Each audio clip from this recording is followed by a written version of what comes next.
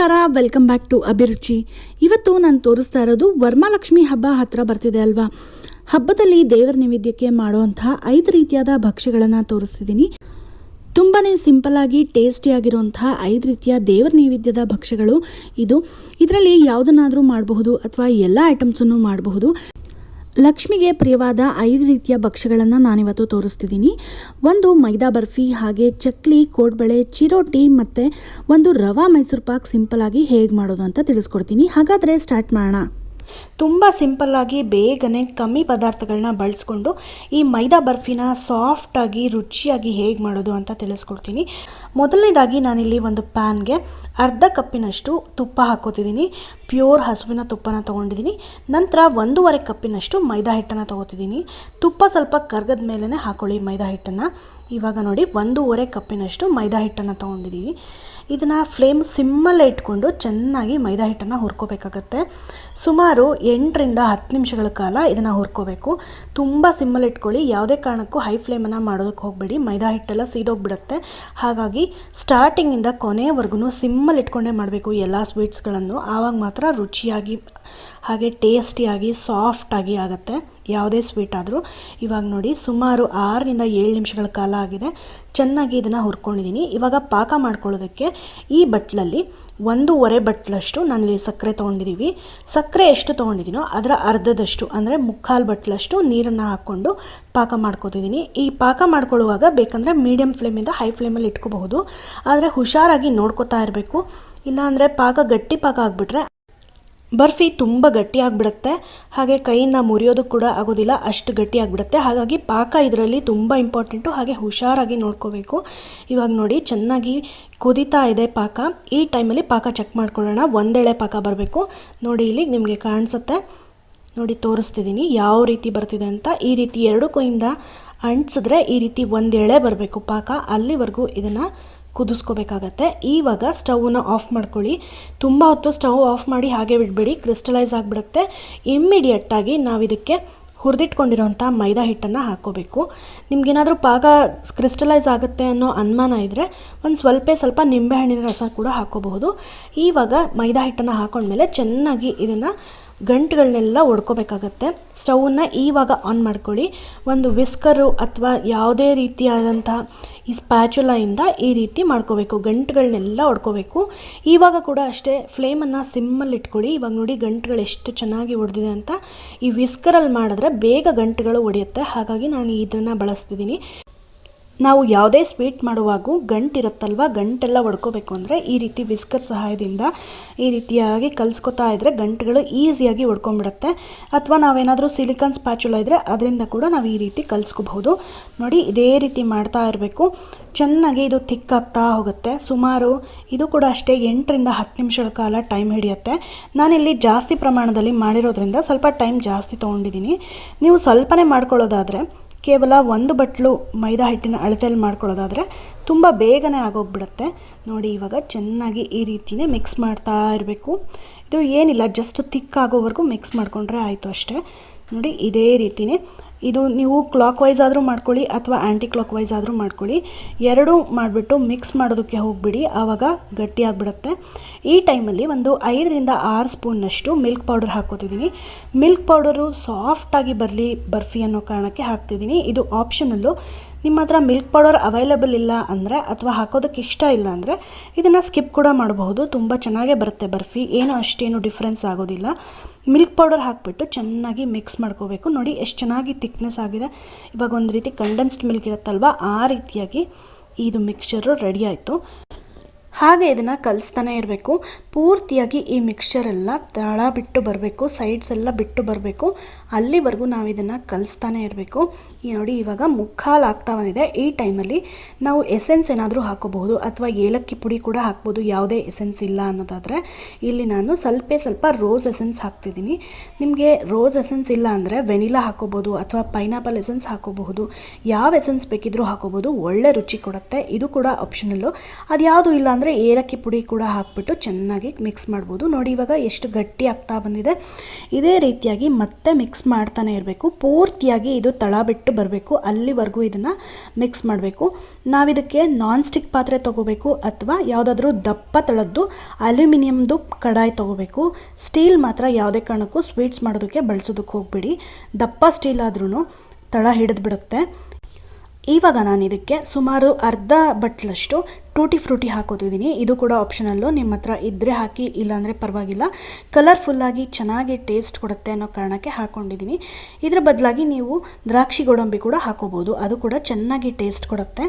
ಇವಾಗ ಮತ್ತೆ ನೋಡಿ ಎಷ್ಟು ಗಟ್ಟಿಯಾಗಿದೆ ಅಂತ. ಇವಾಗ ಪೂರ್ತಿ ಗಟ್ಟಿಯಾಗಿ ತಳ ಬಿಟ್ಟ ಮೇಲೆ ಒಂದು ಪ್ಲೇಟನ್ನು ತುಪ್ಪ ಹಚ್ಚಿಟ್ಕೊಂಡು ಗ್ರೀಸ್ ಮಾಡ್ಕೊಂಡಿದ್ದೀನಿ. ಇವಾಗ ಈ ಮಿಕ್ಸರ್ನ ಹಾಕೋತಾ ಇದ್ದೀನಿ ಶೇಪ್ ಮಾಡೋದಕ್ಕೆ, ಬರ್ಫಿ ಶೇಪಲ್ಲಿ ಮಾಡ್ಕೊಳ್ಳೋದಕ್ಕೆ. ನೋಡಿ ಇವಾಗ ಎಷ್ಟು ಗಟ್ಟಿಯಾಗಿದೆ ಅಂತ ನೀವೇ ನೋಡ್ತಿರಬಹುದು. ತುಂಬ ಈಸಿಯಾಗಿ ಬೇಗನೆ ಆಗುವಂತಹ ಸ್ವೀಟು. ಪದಾರ್ಥಗಳು ಅಷ್ಟೇ ಕಮ್ಮಿ ಪದಾರ್ಥಗಳು. ನಂತರ ಒಂದು ಸ್ಪೂನಿಂದ ಈ ರೀತಿ ಸರಿಯಾಗಿ ಶೇಪ್ ಕೊಡಬೇಕು, ಇಲ್ಲಾಂದರೆ ಯಾವುದ್ಯಾವುದೋ ಶೇಪಲ್ಲಿ ಬಂದುಬಿಡುತ್ತೆ. ಹಾಗಾಗಿ ಬಿಸಿ ಇರುವಾಗಲೇ ಈ ರೀತಿ ಮಾಡ್ಕೋಬೇಕಾಗತ್ತೆ. ನೋಡಿ ಇವಾಗ ಒಂದು ಸ್ಪೂನಿಂದ ನಾನು ಚೆನ್ನಾಗಿ ಮಾಡ್ತಿದ್ದೀನಿ.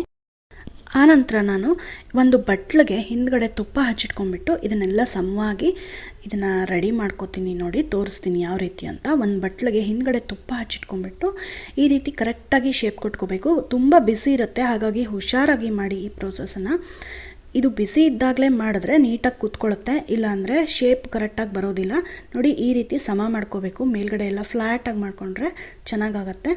ಹಾಗೆ ಒಂದು 10 ನಿಮಿಷ ಬಿಟ್ಟಿದ್ದೀನಿ. ನಂತರ ಇನ್ನೂ ಸ್ವಲ್ಪ ಬಿಸಿನೇ ಇರುತ್ತೆ, ಆ ಟೈಮಲ್ಲಿ ಇದನ್ನು ಕಟ್ ಮಾಡ್ಕೋಬೇಕಾಗತ್ತೆ. ನಿಮಗೆ ಯಾವ ಶೇಪ್ ಬೇಕೋ ಆ ಶೇಪಲ್ಲಿ ನೀವು ಇದನ್ನು ಕಟ್ ಮಾಡ್ಕೋಬೋದು. ಡೈಮಂಡ್ ಶೇಪಲ್ಲಿ ಕೂಡ ಕಟ್ ಮಾಡ್ಬೋದು, ಅಥವಾ ಸ್ಕ್ವೇರ್ ಶೇಪಲ್ಲಿ, ಅಥವಾ ಯಾವುದಾದ್ರೂ ಕುಕ್ಕೀಸ್ ಕಟ್ಟರ್ ಇದ್ದರೆ ಆ ಶೇಪಲ್ಲಿ ಕೂಡ ನೀವು ಇದನ್ನು ಕಟ್ ಮಾಡ್ಕೋಬಹುದು. ನಾನಿಲ್ಲಿ ಸ್ಕ್ವೇರ್ ಶೇಪಲ್ಲಿ ಕಟ್ ಮಾಡಿ ರೆಡಿ ಮಾಡಿ ಇಟ್ಕೊಂಡಿದ್ದೀನಿ. ನೋಡಿ ಇವಾಗ ಎಷ್ಟು ಬೇಗನೆ ಬಂದುಬಿಡ್ತು ಅಂತ.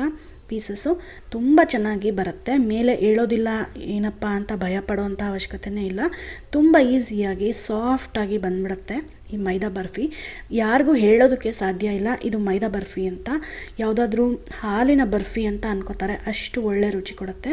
ನೋಡಿ ಇವಾಗ ಪೂರ್ತಿ ಬರ್ಫಿನೇ ಈ ರೀತಿ ಬಂದುಬಿಟ್ಟಿದೆ ಇದ್ದು. ಇವಾಗ ಕಟ್ ಮಾಡ್ಕೊಳ್ಳೋದು ಕೂಡ ಅಷ್ಟೇ ಸಿಂಪಲ್ಲಾಗಿ ಈಸಿಯಾಗಿ ಆಗುತ್ತೆ. ನೋಡಿ ಜಸ್ಟ್ ಮಾರ್ಕ್ ಮಾಡಿಟ್ಟಿದ್ದೆ, ಎಷ್ಟು ಈಸಿಯಾಗಿ ಕಟ್ ಮಾಡ್ಕೊಂಡ್ಬಿಡ್ಬೋದು. ತುಂಬ ಅಂದರೆ ತುಂಬ ಚೆನ್ನಾಗಿರುತ್ತೆ ಮೈದಾ ಬರ್ಫಿ. ಕಮ್ಮಿ ಪದಾರ್ಥಗಳು, ಹಾಗೆ ಕಮ್ಮಿ ಟೈಮಲ್ಲಿ ಮಾಡಿರೋವಂಥದ್ದು. ನೋಡಿದ್ರಲ್ವಾ ಎಷ್ಟು ಈಸಿ ಅಂತ.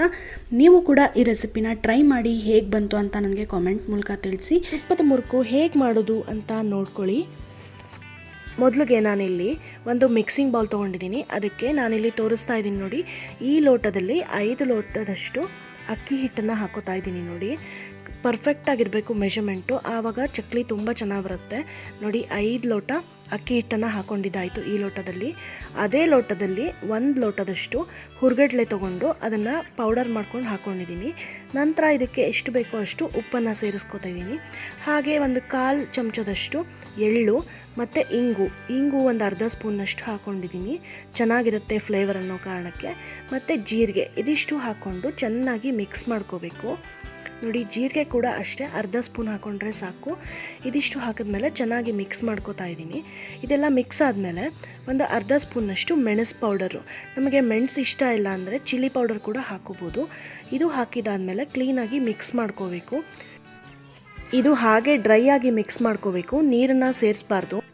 ಇದಿಷ್ಟು ಮಿಕ್ಸ್ ಮಾಡ್ಕೊಂಡಿದ ನಂತರ ಒಂದು 3ರಿಂದ 4 ಸ್ಪೂನ್ನಷ್ಟು ತುಪ್ಪ ಇರುತ್ತಲ್ವ, ಅದನ್ನು ಸ್ವಲ್ಪ ಬಿಸಿ ಮಾಡ್ಕೋಬೇಕಷ್ಟೆ, ತುಂಬ ಕಾಯೋದು ಬೇಡ. ಆ ಥರ ಬಿಸಿ ಮಾಡ್ಕೊಂಡ್ಬಿಟ್ಟು ಈ ಹಿಟ್ಟಿಗೆ ಹಾಕ್ಕೊಂಡು ಡ್ರೈ ಆಗಿ ಫಸ್ಟು ಮಿಕ್ಸ್ ಮಾಡ್ಕೋಬೇಕು. ಕೈಯಲ್ಲಿ ನೋಡಿ ಕ್ಲೀನಾಗಿ ಕಲಿಸ್ಕೋಬೇಕು. ಬೀಟರಲ್ಲಿ ಕಲಿಸ್ಕೊಳ್ಳೋದಕ್ಕಾಗೋದಿಲ್ಲ, ಹಾಗಾಗಿ ಕೈಯಲ್ಲಿ ಕ್ಲೀನಾಗಿ ಕಲಿಸ್ಕೊಂಡು ಸ್ವಲ್ಪನೇ ನೀರು ಆ್ಯಡ್ ಮಾಡಿಕೊಂಡು ಈ ಚಕ್ಲಿ ಹಿಟ್ಟಿನ ಹದಕ್ಕೆ ಕಲಿಸ್ಕೋಬೇಕು. ಸ್ವಲ್ಪ ಗಟ್ಟಿಯಾಗಿದ್ರೇ ಉತ್ತಮ. ತುಪ್ಪ ಜಾಸ್ತಿ ಹಾಕೋಕೂಡದು, ರುಚಿಯಾಗಿರುತ್ತೆ ಅನ್ನೋ ಕಾರಣಕ್ಕೆ. ತುಪ್ಪ ಹಾಕೊಂಡ್ಬಿಟ್ರೆ ಮುರುಕು ಹಾಗೆ ಕರ್ಗೋಗುತ್ತೆ ಮತ್ತು ಚಕ್ಲಿ ಮಾಡೋದಕ್ಕೂ ಶೇಪ್ ಕೂಡ ಬರೋದಿಲ್ಲ. ಹಾಗಾಗಿ ತುಪ್ಪ ಜಸ್ಟ್ 2ರಿಂದ 3 ಟೇಬಲ್ ಸ್ಪೂನಷ್ಟು ಮಾತ್ರ ಹಾಕ್ಕೊಂಡು ಕಲಿಸ್ಕೋಬೇಕು. ಇವಾಗ ನೋಡಿ ಹಿಟ್ಟು ರೆಡಿ ಆಯಿತು. ಇವಾಗ ಈ ಹಿಟ್ಟನ್ನು ಒಂದು 2 ನಿಮಿಷಗಳ ಕಾಲ ಕ್ಲೀನಾಗಿ ನಾದಿ ಇಟ್ಕೋಬೇಕು, ಇಲ್ಲಾಂದರೆ ಚಕ್ಲಿ ಒತ್ತೋದಕ್ಕೆ ಬರೋದಿಲ್ಲ. ನೋಡಿ ಇವಾಗ ನಾದ್ತಿದ್ದೀನಿ, ಇದೇ ರೀತಿಯಾಗಿ ಕ್ಲೀನಾಗಿ ನಾದ್ಕೋಬೇಕು. ಇವಾಗ ಇದು ನಾದಿದ್ದು ಕೂಡ ರೆಡಿ ಆಯಿತು. ಇವಾಗ ಚಕ್ಲಿ ಒರಳಲ್ಲಿ ಈ ಮುರುಕಿನ ಬಿಲ್ಲೆ ತೊಗೊಂಡು ಇದನ್ನು ಹಾಕೊಳ್ತಾ ಇದ್ದೀನಿ ಪ್ಲೇಟು. ಇದು ನಾರ್ಮಲ್ಲು ಇವಾಗೆಲ್ಲ ಪ್ರೆಸ್ಸಿಂಗ್ ಸಿಗುತ್ತಲ್ವ, ಈ ರೀತಿಯಾಗಿ ಯೂಸ್ ಮಾಡ್ತಿದ್ದೀನಿ. ಹಳೆ ಕಾಲದ್ದು ಒತ್ತೋದಿರುತ್ತಲ್ವ, ಅದನ್ನು ಕೂಡ ಉಪಯೋಗಿಸ್ಬೋದು, ಎರಡೂ ಒಂದೇ ಆಗುತ್ತೆ. ನೋಡಿ ಇವಾಗ ಸ್ವಲ್ಪನೇ ಹಿಟ್ಟು ತೊಗೊಂಡು ಇವಾಗ ಎಲ್ಲ ಅದನ್ನು ಆಯಿಲ್ ಹಾಕಿಬಿಟ್ಟು ಗ್ರೀಸ್ ಮಾಡಿದ್ದೀನಿ ಚಕ್ಲಿ ಒರಳನ್ನ. ಇವಾಗ ಈ ಹಿಟ್ಟನ್ನು ಆ ಚಕ್ಲಿ ಒರಳಲ್ಲಿ ಹಾಕೋತಾ ಇದ್ದೀನಿ. ಹಾಕೊಂಡ್ಬಿಟ್ಟು ಇದನ್ನು ಚಕ್ಲಿ ಆಕಾರದಲ್ಲಿ ಕ್ಲೀನಾಗಿ ಪ್ರೆಸ್ ಮಾಡ್ಕೋಬೇಕು. ನೋಡಿ ಇದು ಎಷ್ಟು ಈಸಿಯಾಗಿ ಬರ್ತಾ ಇದೆ. ಇದೇ ರೀತಿಯಾಗಿ ಎಲ್ಲ ಚಕ್ಲಿಗಳನ್ನು ಮಾಡಿಟ್ಕೋಬೇಕು. ಒಂದು ಸೆಟ್ ಫ್ರೈ ಮಾಡೋದಕ್ಕೆ ಒಂದು 3 ಇಂದ 4 ನಾವು ಬಾಣಲಿಯಲ್ಲಿ ಎಷ್ಟು ಎಣ್ಣೆ ಹಾಕ್ಕೊಂಡಿದ್ದೀವೋ ಅಷ್ಟು ಸೈಜ್ ನೋಡ್ಕೊಂಡ್ಬಿಟ್ಟು ಮಾಡಿಟ್ಕೋಬೇಕು. ನಾನಿಲ್ಲಿ 4 ರಿಂದ 5 ಚಕ್ಲಿಗಳನ್ನು ಹಾಕಿಬಿಟ್ಟು ಕರಿತಾ ಇದ್ದೀನಿ. ನೋಡಿ ಎಷ್ಟು ಸುಲಭವಾಗಿ ಆಗುತ್ತೆ. ಹಾಗೆ ಕೇವಲ ಒಂದು 15 ಮಿನಿಟ್ಸಲ್ಲಿ ಆಗೋವಂಥ ಈಸಿ ಚಕ್ಲಿ ಇದು. ಇವಾಗ ಈ ಚಕ್ಲಿನ ಎಣ್ಣೆಲಿ ಹಾಕಿಬಿಟ್ಟು ಫ್ರೈ ಮಾಡ್ತಾ ಇದ್ದೀನಿ. ತುಂಬ ಸಿಮ್ಮಲ್ಲಿ ಇಟ್ಕೊಂಡು ಇದನ್ನು ಕರಿಯೋದು ಬೇಡ, ಮೀಡಿಯಮ್ ಫ್ಲೇಮಲ್ಲಿ ಇಟ್ಕೋಬೇಕು. ತುಂಬ ಸಿಮ್ಮಲ್ಲಿ ಇಟ್ಕೊಂಡ್ಬಿಟ್ಟು ನಿಧಾನಕ್ಕೆ ಕರೆದ್ರೆ ಚಕ್ಲಿ ಕಟ್ಕಟ ಆಗಿಬಿಡುತ್ತೆ. ಹಗುರವಾಗಿ ಬರಬೇಕು ಮುರುಕು ಅನ್ನೋ ಕಾರಣಕ್ಕೆ ಮೀಡಿಯಮ್ ಫ್ಲೇಮಲ್ಲೇ ಇಟ್ಕೋಬೇಕು. ಹೈಯಾಗಿ ಇಟ್ಕೊಂಡ್ರೂ ಕೂಡ ಮಧ್ಯದಲ್ಲೆಲ್ಲ ಹಾಗಾಗೇ ಇರುತ್ತೆ, ಹಸಿಯಾಗಿ, ಅದು ಫುಲ್ ಬೆಂದಿರೋದಿಲ್ಲ. ಇವಾಗ ಮುರುಕು ಆಲ್ಮೋಸ್ಟ್ ರೆಡಿ ಆಗ್ತಾ ಬಂತು. ನಮಗೆ ಈ ರೀತಿಯಾಗಿ ರೌಂಡ್ ಚಕ್ಲಿಗಳ ಆಕಾರದಲ್ಲಿ ಮಾಡೋಕ್ಕೆ ಇಷ್ಟ ಇಲ್ಲ ಅಂದರೆ ಉದ್ದುದ್ದಾಗಿ ಹಾಗೆ ಮುರುಕು ಸ್ಟೈಲಲ್ಲಿ ಕೂಡ ಮಾಡ್ಕೋಬೋದು. ಹೋಟೆಲಲ್ಲೆಲ್ಲ ಸಿಗುತ್ತಲ್ವ, ಉದ್ದಾಗಿ ಹಾಗೆ ಇರುತ್ತಲ್ವ, ಆ ರೀತಿ ಕೂಡ ಮಾಡ್ಕೋಬೋದು ಈ ತುಪ್ಪದ ಮುರುಕನ್ನು. ಹೇಗಿತ್ತು ಈ ರೆಸಿಪಿ? ನಿಮಗೆಲ್ಲ ಇಷ್ಟ ಆಯಿತಾ? ನೀವು ಈ ರೆಸಿಪಿನ ಟ್ರೈ ಮಾಡಿ ಹೇಗೆ ಬಂತು ಅಂತ ನನಗೆ ಕಾಮೆಂಟ್ಸಲ್ಲಿ ತಿಳಿಸಿ.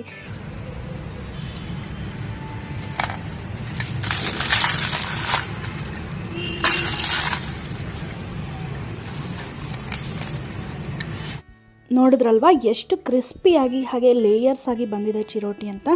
ತುಂಬ ಸುಲಭವಾಗಿ ಮನೇಲಿರೋ ಪದಾರ್ಥಗಳನ್ನೇ, ಅದರಲ್ಲೂ ಕೇವಲ ಚಿರೋಟಿ ರವೆ ಹಾಗೆ ತುಪ್ಪ, ಅಕ್ಕಿ ಹಿಟ್ಟು ಬಳಸ್ಕೊಂಡು ತುಂಬ ಈಸಿಯಾಗಿ ಮಾಡಬಹುದು ಈ ಚಿರೋಟಿನ. ನೋಡಿ ಇಲ್ಲಿ ಚಿರೋಟಿ ಎಷ್ಟು ಚೆನ್ನಾಗಿ ಬಂದಿದೆ ಅಲ್ವಾ? ಹಾಗಾದರೆ ಸ್ಟಾರ್ಟ್ ಮಾಡೋಣ ಹೇಗೆ ಮಾಡೋದು ಅಂತ. ಮೊದಲನೇದಾಗಿ ನಾನಿಲ್ಲಿ ಒಂದೇ 1 ಕಪ್ಪು ಚಿರೋಟಿ ರವೆ ತೊಗೊಂಡಿದ್ದೀನಿ. ಚಿಕ್ಕದಾಗಿರುತ್ತಲ್ವ, ಚಿರೋಟಿ ರವೆನೇ ಸಿಗುತ್ತೆ, ಅದನ್ನೇ ತೊಗೋಬೇಕು. ಹಾಗೆ 1 ಚಿಟಿಕೆ ಉಪ್ಪು ಹಾಕ್ಕೊಂಡಿದ್ದೀನಿ, ಜಸ್ಟ್ ರುಚಿಗೆ ಮಾತ್ರ. ಇದಿಷ್ಟು ಹಾಕೊಂಡ್ಮೇಲೆ ಚೆನ್ನಾಗಿ ಒಮ್ಮೆ ಡ್ರೈ ಆಗಿ ಮಿಕ್ಸ್ ಮಾಡ್ಕೋಬೇಕು. ಎಲ್ಲ ಕಣಗಳಿಗೂ ಉಪ್ಪು ಅಂಟೋ ಹಾಗೆ ಮಿಕ್ಸ್ ಮಾಡಿಕೊಂಡು ಸ್ವಲ್ಪ ನೀರನ್ನು ಹಾಕ್ಕೊಳ್ತಾ ಸಾಫ್ಟಾಗಿ ಒಂದು ಚಪಾತಿ ಹಿಟ್ಟಿನ ಹದಕ್ಕೆ ಕಲಿಸ್ಕೋಬೇಕಾಗುತ್ತೆ. ನೋಡಿ ಇಲ್ಲಿ ಈ ರೀತಿ ಒತ್ತಿ ಕಲಿಸ್ಕೋಬೇಕು. ಈ ರವೆ ಎಲ್ಲ ಮೆತ್ತಗಾಗಬೇಕು, ನಾವು ಒತ್ತಿರೋ ಪ್ರೆಷರ್ಗೆ ಆ ರೀತಿಯಾಗಿ ಕಲಿಸ್ಕೋಬೇಕು. ಹಾಗೆ ಮೇಲ್ಮೇಲೆ ಕಲಿಸೋದಕ್ಕೆ ಹೋಗಬೇಡಿ, ಕೈಯಿಂದ ಚೆನ್ನಾಗಿ ಪ್ರೆಷರ್ ಕೊಟ್ಟು ಕಲಿಸ್ಕೊತಾ ಹೋಗಿ. ನೋಡಿ ಜಾಸ್ತಿ ನೀರನ್ನು ಹಾಕೋಬೇಡಿ, ಇದು ಜಾಸ್ತಿ ನೀರು ಹಿಡಿಸೋದಿಲ್ಲ, ಸ್ವಲ್ಪ ಒಂದು ಅರ್ಧ ಲೋಟ ನೀರು ಹಿಡಿಸುತ್ತೆ ಅಷ್ಟೇ. ನೋಡಿ ಇಷ್ಟು ಸಾಫ್ಟಾಗಿರಬೇಕು. ಇವಾಗ ಚಿರೋಟಿಗೆ ಹಿಟ್ಟು ರೆಡಿ ಆಯಿತು. ಒಂದು ಲಿಡ್ ಕ್ಲೋಸ್ ಮಾಡಿಬಿಟ್ಟು ಸುಮಾರು 1 ಗಂಟೆಗಳ ಕಾಲ ಇದನ್ನು ನೆನೆಸ್ಕೋಬೇಕಾಗುತ್ತೆ. ಆ ನಂತರ ನಾನಿಲ್ಲಿ ಒಂದು ಬೌಲ್ಗೆ 2 ರಿಂದ 2.5 ಸ್ಪೂನ್ನಷ್ಟು ತುಪ್ಪ ಹಾಕೋತಿದ್ದೀನಿ. ಇಷ್ಟು ಮೆಜರ್ಮೆಂಟ್ಗೆ ಇಷ್ಟು ತುಪ್ಪ ಸಾಕು. ಇದನ್ನು ಚೆನ್ನಾಗಿ ಕೈಯಿಂದ ಅಥವಾ ಸ್ಪೂನಿಂದ ಈ ರೀತಿಯಾಗಿ ಮಿಕ್ಸ್ ಮಾಡಬೇಕು, ಬೀಟ್ ಮಾಡಬೇಕು. ನಿಮ್ಮ ಮನೇಲಿ ಏನಾದರೂ ವಿಸ್ಕರ್ ಇದ್ದರೆ ಆ ವಿಸ್ಕರಿಂದನೂ ನೀವು ಈ ರೀತಿ ಬೀಟ್ ಮಾಡ್ಕೋಬೋದು. ಚೆನ್ನಾಗಿ ಒಂದು 2 ರಿಂದ 3 ನಿಮಿಷಗಳ ಕಾಲ ಈ ಎಲ್ಲೋ ಬಣ್ಣ ಎಲ್ಲ ಹೋಗಿ ಒಂದು ರೀತಿ ಸಾಫ್ಟ್ ಕ್ರೀಮ್ ಥರ ಆಗುತ್ತೆ ತುಪ್ಪ, ಅಲ್ಲಿವರೆಗೂ ಇದನ್ನು ಚೆನ್ನಾಗಿ ಈ ರೀತಿ ಬೀಟ್ ಮಾಡ್ತಾ ಮಿಕ್ಸ್ ಮಾಡ್ಕೋಬೇಕು. ನೋಡಿ ಇವಾಗ ಎಲ್ಲೋ ಬಣ್ಣ ಎಲ್ಲ ಹೋಗಿ ಚೆನ್ನಾಗಿ ಇದು ಮಿಕ್ಸ್ ಆಗಿದೆ. ಇದು ಮರಳಾಗಿರೋ ತುಪ್ಪ ಚೆನ್ನಾಗಿ ಒಂದು ರೀತಿ ಕ್ರೀಮ್ ರೀತಿ ಆಗಿದೆ, ಅಲ್ಲಿವರೆಗೂ ಇದನ್ನು ಮಿಕ್ಸ್ ಮಾಡ್ಕೊಂಡಿದ್ದೀನಿ. ನೋಡಿದ್ರಲ್ವಾ, ಈ ರೀತಿ ಬರಬೇಕು. ಇದನ್ನು ಬೀಟ್ ಮಾಡಿಲ್ಲ ಅಂದರೆ ಸಾಟಿ ಚೆನ್ನಾಗಾಗೋದಿಲ್ಲ. ಇದಕ್ಕೆ ನಾನು 3 ಸ್ಪೂನ್ನಷ್ಟು ಅಕ್ಕಿ ಹಿಟ್ಟನ್ನು ಹಾಕ್ಕೋತಿದ್ದೀನಿ. ನೋಡಿ ಈ ಬಟ್ಲಲ್ಲಿ ನಾನು ಅಳೆದಿಟ್ಕೊಂಡಿದ್ದೀನಿ. 2-2.5 ಸ್ಪೂನ್ ತುಪ್ಪಕ್ಕೆ 3 ಸ್ಪೂನ್ನಷ್ಟು ಈ ಅಕ್ಕಿ ಹಿಟ್ಟು ಸಾಕಾಗುತ್ತೆ. ನೀವಿಲ್ಲಿ ತುಪ್ಪದ ಬದಲಾಗಿ ಡಾಲ್ಡಾ ಕೂಡ ಯೂಸ್ ಮಾಡ್ಬೋದು, ಬಟ್ ಅಷ್ಟು ಒಳ್ಳೆಯದಲ್ಲ ಆರೋಗ್ಯಕ್ಕೆ ಅನ್ನೋ ಕಾರಣಕ್ಕೆ ನಾನಿಲ್ಲಿ ತುಪ್ಪನೇ ಬಳಸಿದ್ದೀನಿ. ನೀವೇನಾದರೂ ಡಾಲ್ಡಾ ಉಪಯೋಗಿಸಿದ್ರೆ ಚಿರೋಟಿ ಇನ್ನೂ ಚೆನ್ನಾಗಿ ಬರುತ್ತೆ, ಬಟ್ ಆರೋಗ್ಯಕ್ಕೆ ಅಷ್ಟು ಒಳ್ಳೆಯದಲ್ಲ. ಇವಾಗ ಅಕ್ಕಿ ಹಿಟ್ಟು ಹಾಕೊಂಡ್ಮೇಲೂ ಇದೇ ರೀತಿ ಚೆನ್ನಾಗಿ ಮಿಕ್ಸ್ ಮಾಡ್ಕೋಬೇಕು. ಈ ವಿಪ್ ಕ್ರೀಮ್ ಎಲ್ಲ ಬರುತ್ತಲ್ವ, ಸ್ಟಿಫ್ ಪಿಕ್ಸು, ಅಲ್ಲಿವರೆಗೂ ಇದನ್ನು ಮಿಕ್ಸ್ ಮಾಡ್ಕೋಬೇಕು. ಬಟ್ ಇದು ಸ್ಟಿಫ್ ಪಿಕ್ಸ್ ಅಟೈನ್ ಆಗೋದು ಬೇಡ, ಜಸ್ಟ್ ಸಾಫ್ಟ್ ಪಿಕ್ ಅಟೈನ್ ಆದರೆ ಸಾಕು. ನೋಡಿ ಇಲ್ಲಿ ಈ ರೀತಿಯಾಗಿ ರೆಡಿ ಆಗಬೇಕು. ಸುಮಾರು 5 ನಿಮಿಷಗಳ ಕಾಲ ಈ ರೀತಿಯಾಗಿ ಮಾಡಿ ಇಟ್ಕೊಂಡಿದ್ದೀನಿ. ನಿಮಗೆ ಗೊತ್ತಾಗಲ್ಲ ಅಂದರೆ ಟೈಮ್ ಇಟ್ಕೊಂಡು ಈ ರೀತಿಯಾಗಿ ಮಾಡ್ಕೊಂಬಿಡಿ, ಆವಾಗ ಈಸಿಯಾಗಿ ಆಗುತ್ತೆ. ಇವಾಗ ನೋಡಿ ಆಲ್ಮೋಸ್ಟ್ ಸಾಟಿ ರೆಡಿ ಆಯಿತು. ಚೆನ್ನಾಗಿ ಇದನ್ನು ಎಷ್ಟು ಚೆನ್ನಾಗಿ ಮಿಕ್ಸ್ ಮಾಡ್ತೀವೋ ಅಷ್ಟು ಚೆನ್ನಾಗಿ ಬರುತ್ತೆ ಚಿರೋಟಿ. ಆ ಕಾರಣಕ್ಕೆ ಇದು ನೋಡಿ ಕಲರ್ ಎಷ್ಟು ಚೇಂಜ್ ಆಗಿದೆ, ವೈಟ್ ರೀತಿ ಆಗಿದೆ. ಇಲ್ಲಿವರೆಗೂ ಇದನ್ನು ಮಿಕ್ಸ್ ಮಾಡಿಕೊಂಡ್ರೆ ಸಾಟಿ ರೆಡಿ ಆಗುತ್ತೆ. ಇದನ್ನು ಪಕ್ಕಕ್ಕೆ ಇಟ್ಕೊಳ್ಳೋಣ. 1 ಅವರ್ ಕೂಡ ಆಗಿದೆ. ಇವಾಗ ಚಿರೋಟಿ ಹಿಟ್ಟು ಸಾಫ್ಟಾಗಿ ಆಗಿದೆ. ನೋಡಿ ಎಷ್ಟು ಚೆನ್ನಾಗಾಗಿದೆ ಅಂತ. ಇದು ರವೆಯಲ್ಲಿ ಕಲಸಿರೋದು ಅಂತಲೇ ಗೊತ್ತಾಗೋದಿಲ್ಲ. ಕೆಲವರು ಮೈದಾ ಹಿಟ್ಟಲ್ಲೂ ಮಾಡ್ತಾರೆ, ಬಟ್ ಚಿರೋಟಿ ರವೆಲ್ಲೇ ಮಾಡಿದ್ರೆ ತುಂಬ ಚೆನ್ನಾಗಿ ಬರುತ್ತೆ ಚಿರೋಟಿ. ಇವಾಗ ನೋಡಿ ಮತ್ತೊಮ್ಮೆ ಚೆನ್ನಾಗಿ ನಾದ್ಕೋಬೇಕಾಗತ್ತೆ. ಇದು ನಾವು ಎಷ್ಟು ಚೆನ್ನಾಗಿ ನಾದ್ತೀವೋ ಅಷ್ಟು ಚೆನ್ನಾಗಿ ಲೇಯರ್ಸ್ ಬರ್ತಾ ಹೋಗುತ್ತೆ ಚಿರೋಟಿದು. ಇವಾಗ ಈ ರೀತಿ ಉದ್ದವಾಗಿ ಮಾಡ್ಕೋಬೇಕು. ಮತ್ತೆ ಮಡ್ಚ್ಕೊಂಡು ಮತ್ತೆ ಹದ ಮಾಡ್ಕೋಬೇಕು ಹಿಟ್ಟನ್ನು. ಈ ರೀತಿ ಸ್ಲ್ಯಾಬ್ ಮೇಲಾದರೂ ಮಾಡಬಹುದು, ಅಥವಾ ನೀವೇನಾದರೂ ಚಪಾತಿ ಮಣೆ ಇದ್ದರೆ ಅದ್ರ ಮೇಲಾದರೂ ಮಾಡ್ಬೋದು. ಸ್ಲ್ಯಾಬ್ ಮೇಲೆ ಮಾಡಿದ್ರೆ ಉತ್ತಮ, ಯಾಕಂದರೆ ಇದಕ್ಕೆ ಜಾಗ ಜಾಸ್ತಿ ಬೇಕಾಗುತ್ತೆ, ಸ್ಪೇಸು. ಹಾಗಾಗಿ ನೋಡಿ ಇವಾಗ ಈ ರೀತಿ ಉದ್ದವಾಗಿ ಮಾಡಿ ಇಟ್ಕೊಂಡಿದ್ದೀನಿ. ಇದರಲ್ಲಿ ಎಷ್ಟು ಸಾಧ್ಯನೋ ಅಷ್ಟು ಪೀಸಸ್ ಆಗಿ ನೀವು ಕಟ್ ಮಾಡ್ಕೊಳ್ಳಿ. ನಾನಿಲ್ಲಿ 8 ಪೀಸಸ್ ಆಗಿ ಕಟ್ ಮಾಡಿದ್ದೀನಿ. ನಿಮಗೇನಾದರೂ 4 ಆದರೆ 4 ಮಾಡ್ಕೊಳ್ಳಿ, ಇಲ್ಲ 6 ಆದರೆ 6 ಮಾಡ್ಕೊಳ್ಳಿ. ನಿಮಗೆ ಹಿಟ್ಟಿಗೆ ಎಷ್ಟು ಸಾಧ್ಯನೋ, ನೀವು ಎಷ್ಟು ಮೆಜರ್ಮೆಂಟಲ್ಲಿ ಮಾಡ್ತಿದ್ರೋ ಅಷ್ಟು ಲೇಯರ್ಸ್ ಆಗಿ ನೀವು ಕಟ್ ಮಾಡ್ಕೋಬಹುದು. ನೋಡಿ ಇವಾಗ ನಾನು 8 ಪೀಸಸ್ ಆಗಿ ಇದನ್ನು ಕಟ್ ಮಾಡ್ಕೊಂಡಿದ್ದೀನಿ. ಈ ಪೀಸಸ್ಗಳನ್ನೆಲ್ಲ ಉಂಡೆ ರೀತಿ ಈ ರೀತಿ ಮಾಡಿಕೊಂಡು ಒಂದು ಬೌಲಲ್ಲಿ ಹಾಕಿಟ್ಕೋತಾ ಇದ್ದೀನಿ. ಇದನ್ನು ನಂತರ ನಾವು ಚಪಾತಿ ಎಲ್ಲ ಲಟ್ಸ್ಕೊತೀವಲ್ವ, ಆ ರೀತಿ ಹಿಟ್ಟಾಕೊಂಡು ಲಟ್ಸ್ಕೋಬೇಕಾಗತ್ತೆ. ನೋಡಿ ಎಲ್ಲದನ್ನು ಇದೇ ರೀತಿ ಉಂಡೆ ಉಂಡೆ ಮಾಡಿಕೊಂಡು ಈ ಬೌಲಲ್ಲಿ ಹಾಕೋತಿದ್ದೀನಿ. ಇದನ್ನು ತುಂಬ ನೆನೆಸೋದಕ್ಕೆ ಹೋಗಬೇಡಿ, ಅಷ್ಟು ಚೆನ್ನಾಗಿ ಬರೋದಿಲ್ಲ ಚಿರೋಟಿ. ಜಸ್ಟ್ 1 ಅವರ್ ನೆಂದರೆ ಸಾಕು. ತುಂಬ ನೆನೆಸ್ಬಿಟ್ರೆ ಹಾರ್ಡ್ ಆಗುವಂಥ ಚಾನ್ಸಸ್ ಇರುತ್ತೆ. ಹಾಗಾಗಿ 1 ಅವರ್ ನೆಂದರೆ ಅದೇ ಬೇಕಾದಷ್ಟಾಗತ್ತೆ. ನೋಡಿ ಇವಾಗ ಸ್ವಲ್ಪ ಸ್ವಲ್ಪ ಹಿಟ್ಟನ್ನು ಹಾಕ್ಕೊಂಡು, ನೀವು ಎಣ್ಣೆ ಕೂಡ ಹಾಕ್ಕೊಂಡು ಲಟ್ಸ್ಕೋಬೋದು. ಹಿಟ್ಟು ಹಾಕೊಂಡ್ರೆ ಚೆನ್ನಾಗಿ ಬರುತ್ತೆ. ನೀವು ಯಾವುದಾದ್ರೂ ಹಿಟ್ಟು ತೊಗೊಳ್ಳಿ, ಗೋಧಿ ಹಿಟ್ಟು ಅಥವಾ ಅಕ್ಕಿ ಹಿಟ್ಟು ಯಾವುದಾದ್ರೂ ತೊಗೊಳ್ಳಿ. ನಾನಿಲ್ಲಿ ಗೋಧಿ ಹಿಟ್ಟನ್ನೇ ತೊಗೊಂಡ್ಬಿಟ್ಟು ಸ್ವಲ್ಪ ಹಿಟ್ಟನ್ನು ಹಾಕ್ಕೊಂಡು ತೆಳುವಾಗಿ ಲಟ್ಸ್ಕೋಬೇಕು. ತುಂಬ ತೆಳುವಾಗಿ ಇದು ಚಿರೋಟಿ ರವೆ ಅಗಲ ಆಗೋದಿಲ್ಲ ಈಸಿಯಾಗಿ. ಹಾಗಾಗಿ ಸ್ವಲ್ಪ ಪ್ರೆಷರ್ ಕೊಟ್ಬಿಟ್ಟು ನಿಧಾನವಾಗಿ ತೆಳುವಾಗಿ ಲಟ್ಸ್ಕೋಬೇಕಾಗತ್ತೆ. ಫುಲ್ ಟ್ರಾನ್ಸ್ಪರೆಂಟ್ ಇರುತ್ತಲ್ವ, ನಮ್ಮ ಕೈ ಏನಾದರೂ ಅದ್ರ ಒಳಗಿಟ್ಟರೆ ಕೈ ಕಾಣಿಸ್ಬೇಕು, ಅಷ್ಟು ಟ್ರಾನ್ಸ್ಪರೆಂಟಾಗಿ ಇದನ್ನು ತೆಳುವಾಗಿ ಎಲ್ಲ ಈ 8 ಉಂಡೆಗಳನ್ನು ಈ ರೀತಿಯಾಗಿ ಲಟ್ಸ್ಕೊಂಡು ರೆಡಿ ಮಾಡಿ ಇಟ್ಕೋಬೇಕಾಗುತ್ತೆ. ಫಸ್ಟು ನೋಡ್ತಿದ್ದೀರಲ್ವ ಎಷ್ಟು ತೆಳುವಾಗಿ ಬಂದಿದೆ ಅಂತ.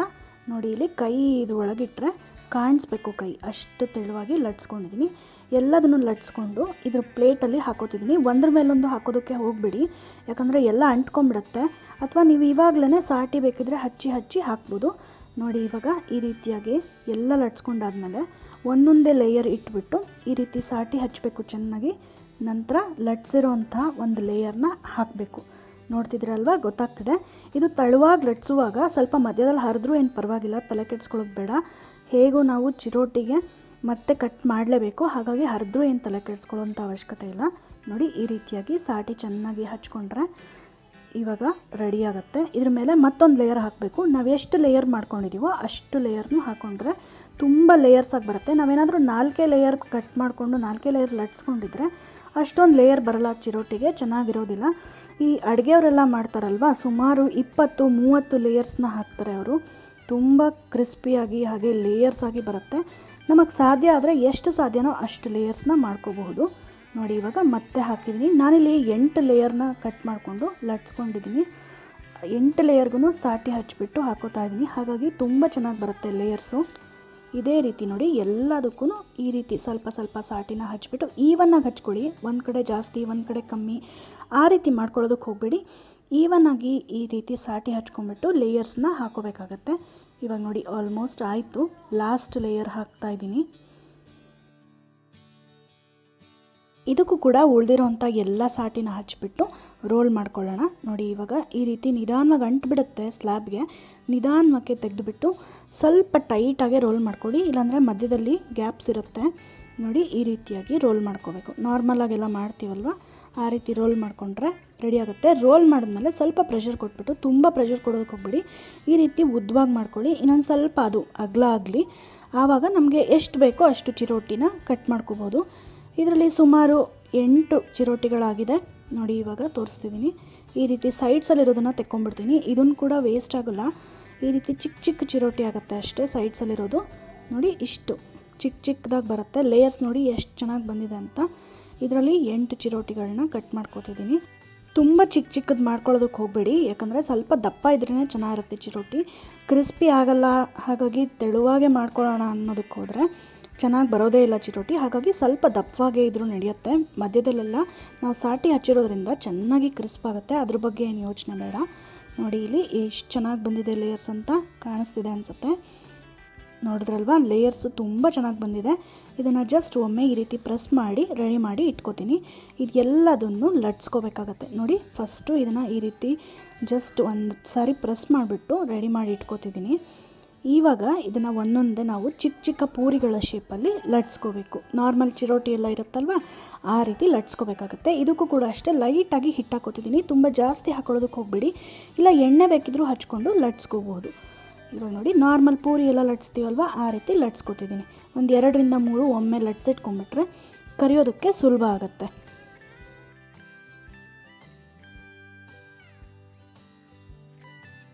ಇಲ್ಲಿ ನೋಡಿ ಲಟ್ಸಿದ್ದು ರೆಡಿ ಆಯಿತು. ಇದರ ಥಿಕ್ನೆಸ್ ನೋಡಿ ತೋರಿಸ್ತೀನಿ, ಎಷ್ಟು ಚೆನ್ನಾಗಿ ಲೇಯರ್ಸ್ ಕೂಡ ಬಂದಿದೆ, ಕಾಣಿಸ್ತಿದೆ ಅಲ್ವಾ ಲೇಯರ್ಸು. ಇದರ ಥಿಕ್ನೆಸ್ ಇಷ್ಟಿರಬೇಕು, ತುಂಬ ದಪ್ಪನೂ ಬೇಡ ತುಂಬ ಸಣ್ಣನೂ ಬೇಡ, ಮೀಡಿಯಮ್ಮಾಗಿ ಲಟ್ಸ್ಕೊಂಡ್ರೆ ಸಾಕಾಗುತ್ತೆ. 2 ರಿಂದ 3 ನಮಗೆ ಬಾಣಲಿ ನಾವು ಎಷ್ಟು ಎಣ್ಣೆ ಕಾಯ್ದಕ್ಕೆ ಇಟ್ಟಿದ್ದೀವೋ ಅಷ್ಟು ಲಟ್ಸ್ಕೊಂಡ್ರೆ ಸಾಕು. ಇವಾಗ ನೋಡಿ ಎಣ್ಣೆ ಆಲ್ಮೋಸ್ಟ್ ಕಾದಿದೆ. ಮೀಡಿಯಮ್ ಫ್ಲೇಮಲ್ಲಿ ಇಟ್ಕೊಂಡು ಕಾಯಿಸಿ, ತುಂಬ ಜಾಸ್ತಿ ಕಾಯಿಸ್ಕೊಳ್ಳೋದಕ್ಕೆ ಹೋಗಬೇಡಿ, ಹಾಗೆ ತುಂಬ ಲೋ ಫ್ಲೇಮಲ್ಲೂ ಇಟ್ಟು ಮಾಡಬೇಡಿ, ಕ್ರಿಸ್ಪಿಯಾಗಿ ಬರೋದಿಲ್ಲ. ನೋಡಿ ಇಲ್ಲಿ ಈ ರೀತಿ ಸೌಟಿಂದ ಮೇಲೆ ಎಣ್ಣೆ ಹಾಕೋಬೇಕು ಚಿರೋಟಿಗೆ, ಇಲ್ಲಾಂದರೆ ಲೇಯರ್ಸು ಯಾವುದೇ ಕಾರಣಕ್ಕೂ ಬಿಡೋದಿಲ್ಲ. ಈ ರೀತಿ ತೋರಿಸ್ತಿದ್ದೀನಲ್ವಾ, ಒಂದು ಸೌಟಿಂದ ಮೇಲೆ ಈ ರೀತಿ ಎಣ್ಣೆನ ಹಾಕೋಬೇಕಾಗುತ್ತೆ, ಆವಾಗ ಮಾತ್ರ ನಮಗೆ ಲೇಯರ್ಸು ಚೆನ್ನಾಗಿ ಬಿಡುತ್ತೆ. ಸಾಟಿ ಹಚ್ಚಿರ್ತೀವಲ್ವ ಒಳಗಡೆ ಎಲ್ಲ ಎಣ್ಣೆ ಹೋಗಿಬಿಟ್ಟು ಚೆನ್ನಾಗಿ ಬೇಯುತ್ತೆ, ಹಾಗೆ ಕ್ರಿಸ್ಪಿ ಕೂಡ ಆಗುತ್ತೆ ಒಳಗಡೆ ಎಲ್ಲ ಎಣ್ಣೆ ಹೋಗಿ. ಕಾಣಿಸ್ತಿದೆ ಅಲ್ವಾ ಲೇಯರ್ಸು ಎಷ್ಟು ಚೆನ್ನಾಗಿ ಬಂದಿದೆ ಅಂತ. ಒಳ್ಳೆ ಈ ಕೇರಳ ಪರಾಟ ಎಲ್ಲ ಬಂದಿರುತ್ತಲ್ವ ಲೇಯರ್ಸು, ಆ ರೀತಿ ಬಂದಿದೆ ಚಿರೋಟಿ ಲೇಯರ್ಸು. ಕಾಣಿಸ್ತಿದೆ ಅಲ್ವಾ, ನೋಡಿ ಎಷ್ಟು ಚೆನ್ನಾಗಿ ಲೇಯರ್ಸ್ ಕೂಡ ಬಿಟ್ಕೊಂಡಿದೆ. ಇದು ಒಂದು 2 ನಿಮಿಷ ಬಿಟ್ಬಿಟ್ರೆ ಇನ್ನೂ ಚೆನ್ನಾಗಿ ಉಬ್ಬುತ್ತೆ, ಆಚೆ ಕಡೆ ತೆಗೆದಿಟ್ಟಾದ್ಮೇಲೆ ಆವಾಗ ಇನ್ನೂ ಕ್ರಿಸ್ಪಿಯಾಗೂ ಇರುತ್ತೆ. ನೋಡಿ ಇನ್ನೊಂದು ತೋರಿಸ್ತಿದ್ದೀನಿ, ಇದು ಕೂಡ ಅಷ್ಟೇ. ಈ ರೀತಿ ಫಸ್ಟು ಪ್ರೆಸ್ ಮಾಡ್ಕೋಬೇಕು, ಸ್ವಲ್ಪ ಮೇಲೆ ಅದು ಉಬ್ಬಿ ಬಂದ ಮೇಲೆ ನಾವು ಎಣ್ಣೆನ ಮೇಲೆ ಹಾಕೋಬೇಕಾಗತ್ತೆ. ನೋಡಿ ಇಲ್ಲಿ ಇವಾಗ ಪ್ರೆಸ್ ಮಾಡ್ತಾಯಿದ್ದೀನಿ, ಸ್ವಲ್ಪ ಉಬ್ಬಿ ಬಂದಮೇಲೆ ಇವಾಗ ಎಣ್ಣೆನ ಒಂದು ಸೌಟಿಂದ ಈ ರೀತಿ ಹಾಕೋಬೇಕು, ಆವಾಗ ಮಾತ್ರ ಲೇಯರ್ಸ್ ಬಿಡುತ್ತೆ, ಇಲ್ಲಾಂದರೆ ಲೇಯರ್ಸ್ ಯಾವುದೇ ಕಾರಣಕ್ಕೂ ಬಿಡೋದಿಲ್ಲ. ಈ ಅಡುಗೆಯವರೆಲ್ಲ ಈ ರೀತಿ ಮಾಡಿಕೊಂಡು ತಿರುಗಿಸ್ತಾ ಇರ್ತಾರೆ, ಅದು ತುಂಬ ಪ್ರಾಕ್ಟೀಸ್ ಇದ್ದರೆ ಮಾತ್ರ ಬರೋದು. ನೋಡಿ ಲೇಯರ್ಸ್ ಎಷ್ಟು ಚೆನ್ನಾಗಿ ಬಿಟ್ಕೊಂಡಿದೆ, ಚೆನ್ನಾಗಿ ಬಂದಿದೆ ಅಂತ. ತುಂಬ ಈಸಿಯಾಗಿ ಮಾಡಬಹುದು, ಇದೇನು ತುಂಬ ಕಷ್ಟವಾದಂಥದ್ದಲ್ಲ. ನೋಡಿದ್ರಲ್ವ ಎಷ್ಟು ಈಸಿಯಾಗಿ ಈ ಚಿರೋಟಿನ ಮನೆಯಲ್ಲೇ ಮಾಡ್ಕೋಬಹುದು ಅಂತ. ಕೇವಲ ಹಿಟ್ಟು ನೆನೆಸೋದಕ್ಕಷ್ಟೇ 1 ಗಂಟೆ ಟೈಮು, ಇಲ್ಲಾಂದರೆ ತುಂಬ ಬೇಗ ಆಗುವಂಥ ಸ್ವೀಟ್ ಇದು. ಹಬ್ಬಕ್ಕೆಲ್ಲ ನೀವು ಯಾವಾಗ ಬೇಕಿದ್ರೂ ಈ ರೆಸಿಪಿನ ಟ್ರೈ ಮಾಡ್ಬೋದು. ಇದ್ರ ಜೊತೆಲಿ ನಾವು ಈ ಸಕ್ಕರೆ ಪುಡಿ ಹಾಕ್ಕೊಂಡು ಕೂಡ ತಿಂತಾರೆ, ಹಾಗೆ ಚಟ್ನಿ ಪುಡಿ ಕೂಡ ಹಾಕ್ಕೊಂಡು ತಿಂತಾರೆ, ಅದ್ರ ಜೊತೆಲಿ ಬಾದಾಮಿ ಹಾಲನ್ನು ಹಾಕ್ಕೊಂಡು ಕೂಡ ತಿಂತಾರೆ, ತುಂಬ ಟೇಸ್ಟಿಯಾಗಿರುತ್ತೆ.